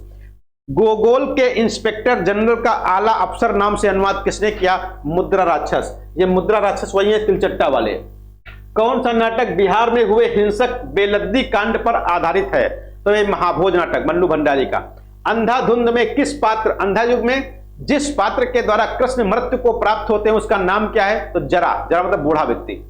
अंधायुग के कौन से पात्र का मृत्योपरांत व्याध के रूप में कायांतरण होता है? वृद्ध याचक। ये हिंदी नाटक का एक महत्वपूर्ण विकास क्रम मानते हुए कारवां संग्रह को किस पत्रिका में स्थान दिया गया? तो कारवां को हंस में स्थान दिया, हंस में प्रकाशित हुआ। हिंदी का नाटक, हिंदी नाटक में एब्सर्डिटी के पहले और बड़े रचनाकार भुवनेश्वर को प्रेमचंद की खोज किसने माना है? तो दूधनाथ। भुवनेश्वर को प्रेमचंद की खोज किसने माना? तो दूधनाथ सिंह जी ने। कारवां की समीक्षा प्रेमचंद ने हंस के कौन से अंक में की थी? जून 1935 में। यवनों से उधार ली हुई सभ्यता नाम की विलासिता के पीछे आर्य जाति उसी तरह पड़ी है जैसे कुलवधू को छोड़कर कोई नागरिक वेश्या के चरणों में। यह कथन किस नाटक से? तो नाटक के सैनिक पात्र के द्वारा कहा गया। स्कंदगुप्त नाटक में किस पात्र के द्वारा? तो सैनिक के द्वारा कहा गया। अतएव दो बालुकापूर्ण कगारों के बीच में एक निर्मल स्वतस्विनी का रहना आवश्यक है। यह संवाद किस नाटक में? तो चंद्रगुप्त चाणक्य का कथन है। अभिव्यक्ति की स्वतंत्रता का प्रश्न सुरेंद्र वर्मा के किस नाटक में आया है? तो 8वां सर्ग में। मैं इस घर से ही अपने अंदर कुछ ऐसी चीज लेकर गई हूं जो किसी भी स्थिति में मुझे स्वाभाविक नहीं रहने देगी। आधे अधूरे नाटक के प्रस्तुत संवाद का संबंध किस पात्र से है? तो बड़ी लड़की से। किससे? बड़ी लड़की से है। गीत नाट्यों का प्रकाशन वर्ष के अनुसार मत्स्यगंधा, अंधायुग, एक कंठ बिस्पाई, अग्निलेख, ये क्या है? तो गीत नाट्य हैं। स्त्री समस्या से संबंधित नाटक कौन से? अंधायुग, सांच कहूं तो, नेपथ्य राग। अंत हाजिर हो किस महिला नाटककार की रचना? मीराकांत की। कालक्रम की दृष्टि से नाटकों का क्रम त्रिशंकु अज्ञेय जी का निबंध है, ब्रजमोहन शाह का नाटक है। आला अफसर, भूखाग है और विश्ववंश। भारतेंदु का सबसे अधिक महत्वपूर्ण नाटक अंधेर नगरी है। अपने कथ्य और प्रयोग दोनों दृष्टियों से यह आज भी प्रासंगिक है। यह कथन किसका है? तो बच्चन सिंह का है। अंधेर नगरी चौपट राजा अंग्रेजी राज्य की अंधेर गर्दी की आलोचना ही नहीं, वह इस अंधेर गर्दी को खत्म करने के लिए भारतीय जनता की प्रबल इच्छा भी प्रकट करता है। यह कथन किस आलोचक का? रामविलास शर्मा का। वस्तुतः भारतेंदु ने संस्कृत नाट्य परंपरा को लोक नाट्य और पाश्चात्य रंग कल्पना से जोड़कर हिंदी रंगमंच को नया रूप दिया। अंधेर नगरी के संदर्भ में कथन किसका? बच्चन सिंह का। यदि भारत दुर्दशा पहला राजनीतिक नाटक है तो अंधेर नगरी पहला आधुनिक नाटक। यह कथन किसका? बच्चन सिंह का। अंग्रेज राज सुख साज सजे सब भारी, पै धन विदेश चले जात। यह अतिक्वारी बहुत फेमस है, भारतेंदु की पंक्ति है भारत दुर्दशा से। नारी की वीरता और उसकी देशभक्ति संबंधी नाट्य रचना नील देवी। प्रताप नारायण मिश्र के नाटक भारत दुर्दशा, कलि कौतुक। भरत मुनि ने नायिकाओं के कितने भेद माने हैं? तो भरत मुनि के अनुसार नायिकाएं 8 प्रकार की। कितने? 8 प्रकार के। दशा के आधार पर भी 8 प्रकार की। श्रृंगार की दृष्टि से नायक के कितने भेद? तो श्रृंगार की दृष्टि से नायक के 4 भेद है भाई। अनुकूल नायक, दक्षिण नायक, छठ नायक और एक तीसरा चौथा भेद क्या था? अनुकूल हो गया, छठ हो गया और धृष्ट नायक। तो ये 4 हो गए। अनुकूल, दक्षिण, छठ और धृष्ट, ये 4 नायक हो गए, जिनमें से सबसे अच्छा नायक कौन सा? अनुकूल। प्रकृति भेद के आधार पर नायिकाओं के कितने भेद किए गए? तो प्रकृति भेद के आधार पर नायिकाओं के मात्र 3 भेद किए गए, उत्तमा, मध्यमा और अधमा। उत्तमा, मध्यमा और अधमा किए गए। किसके नाटकों पर बंगला नाटककार द्विजेंद्र लाल तथा अंग्रेजी के नाटककार विलियम शेक्सपियर का सर्वाधिक प्रभाव है? तो जयशंकर प्रसाद पर। कौन सा नाटक ज्ञानदेव अग्निहोत्री द्वारा रचित है? नेफा की एक शाम, वतन की आबरू, चिराग जल उठा। नेफा की एक शाम, वतन की आबरू और चिराग जल उठा ज्ञानदेव अग्निहोत्री का है। कौन सी एकांकी भुवनेश्वर प्रसाद की है? तो तांबे के कीड़े, स्ट्राइक और लॉटरी। ये तीनों एकांकी बहुत फेमस है भुवनेश्वर की। रेशमी टाई, चारुमित्रा, विभूति, सप्तकिरण, रूपरंग, रजत रश्मि, ऋतुराज, रिमझिम, इंद्रधनुष, 5 जन्य, कौमुदी महोत्सव, मयूर पंख, खट्टे मीठे एकांकी, ललित एकांकी, कैलेंडर का आखिरी पन्ना, जूही के फूल आदि एकांकियों के रचनाकार कौन?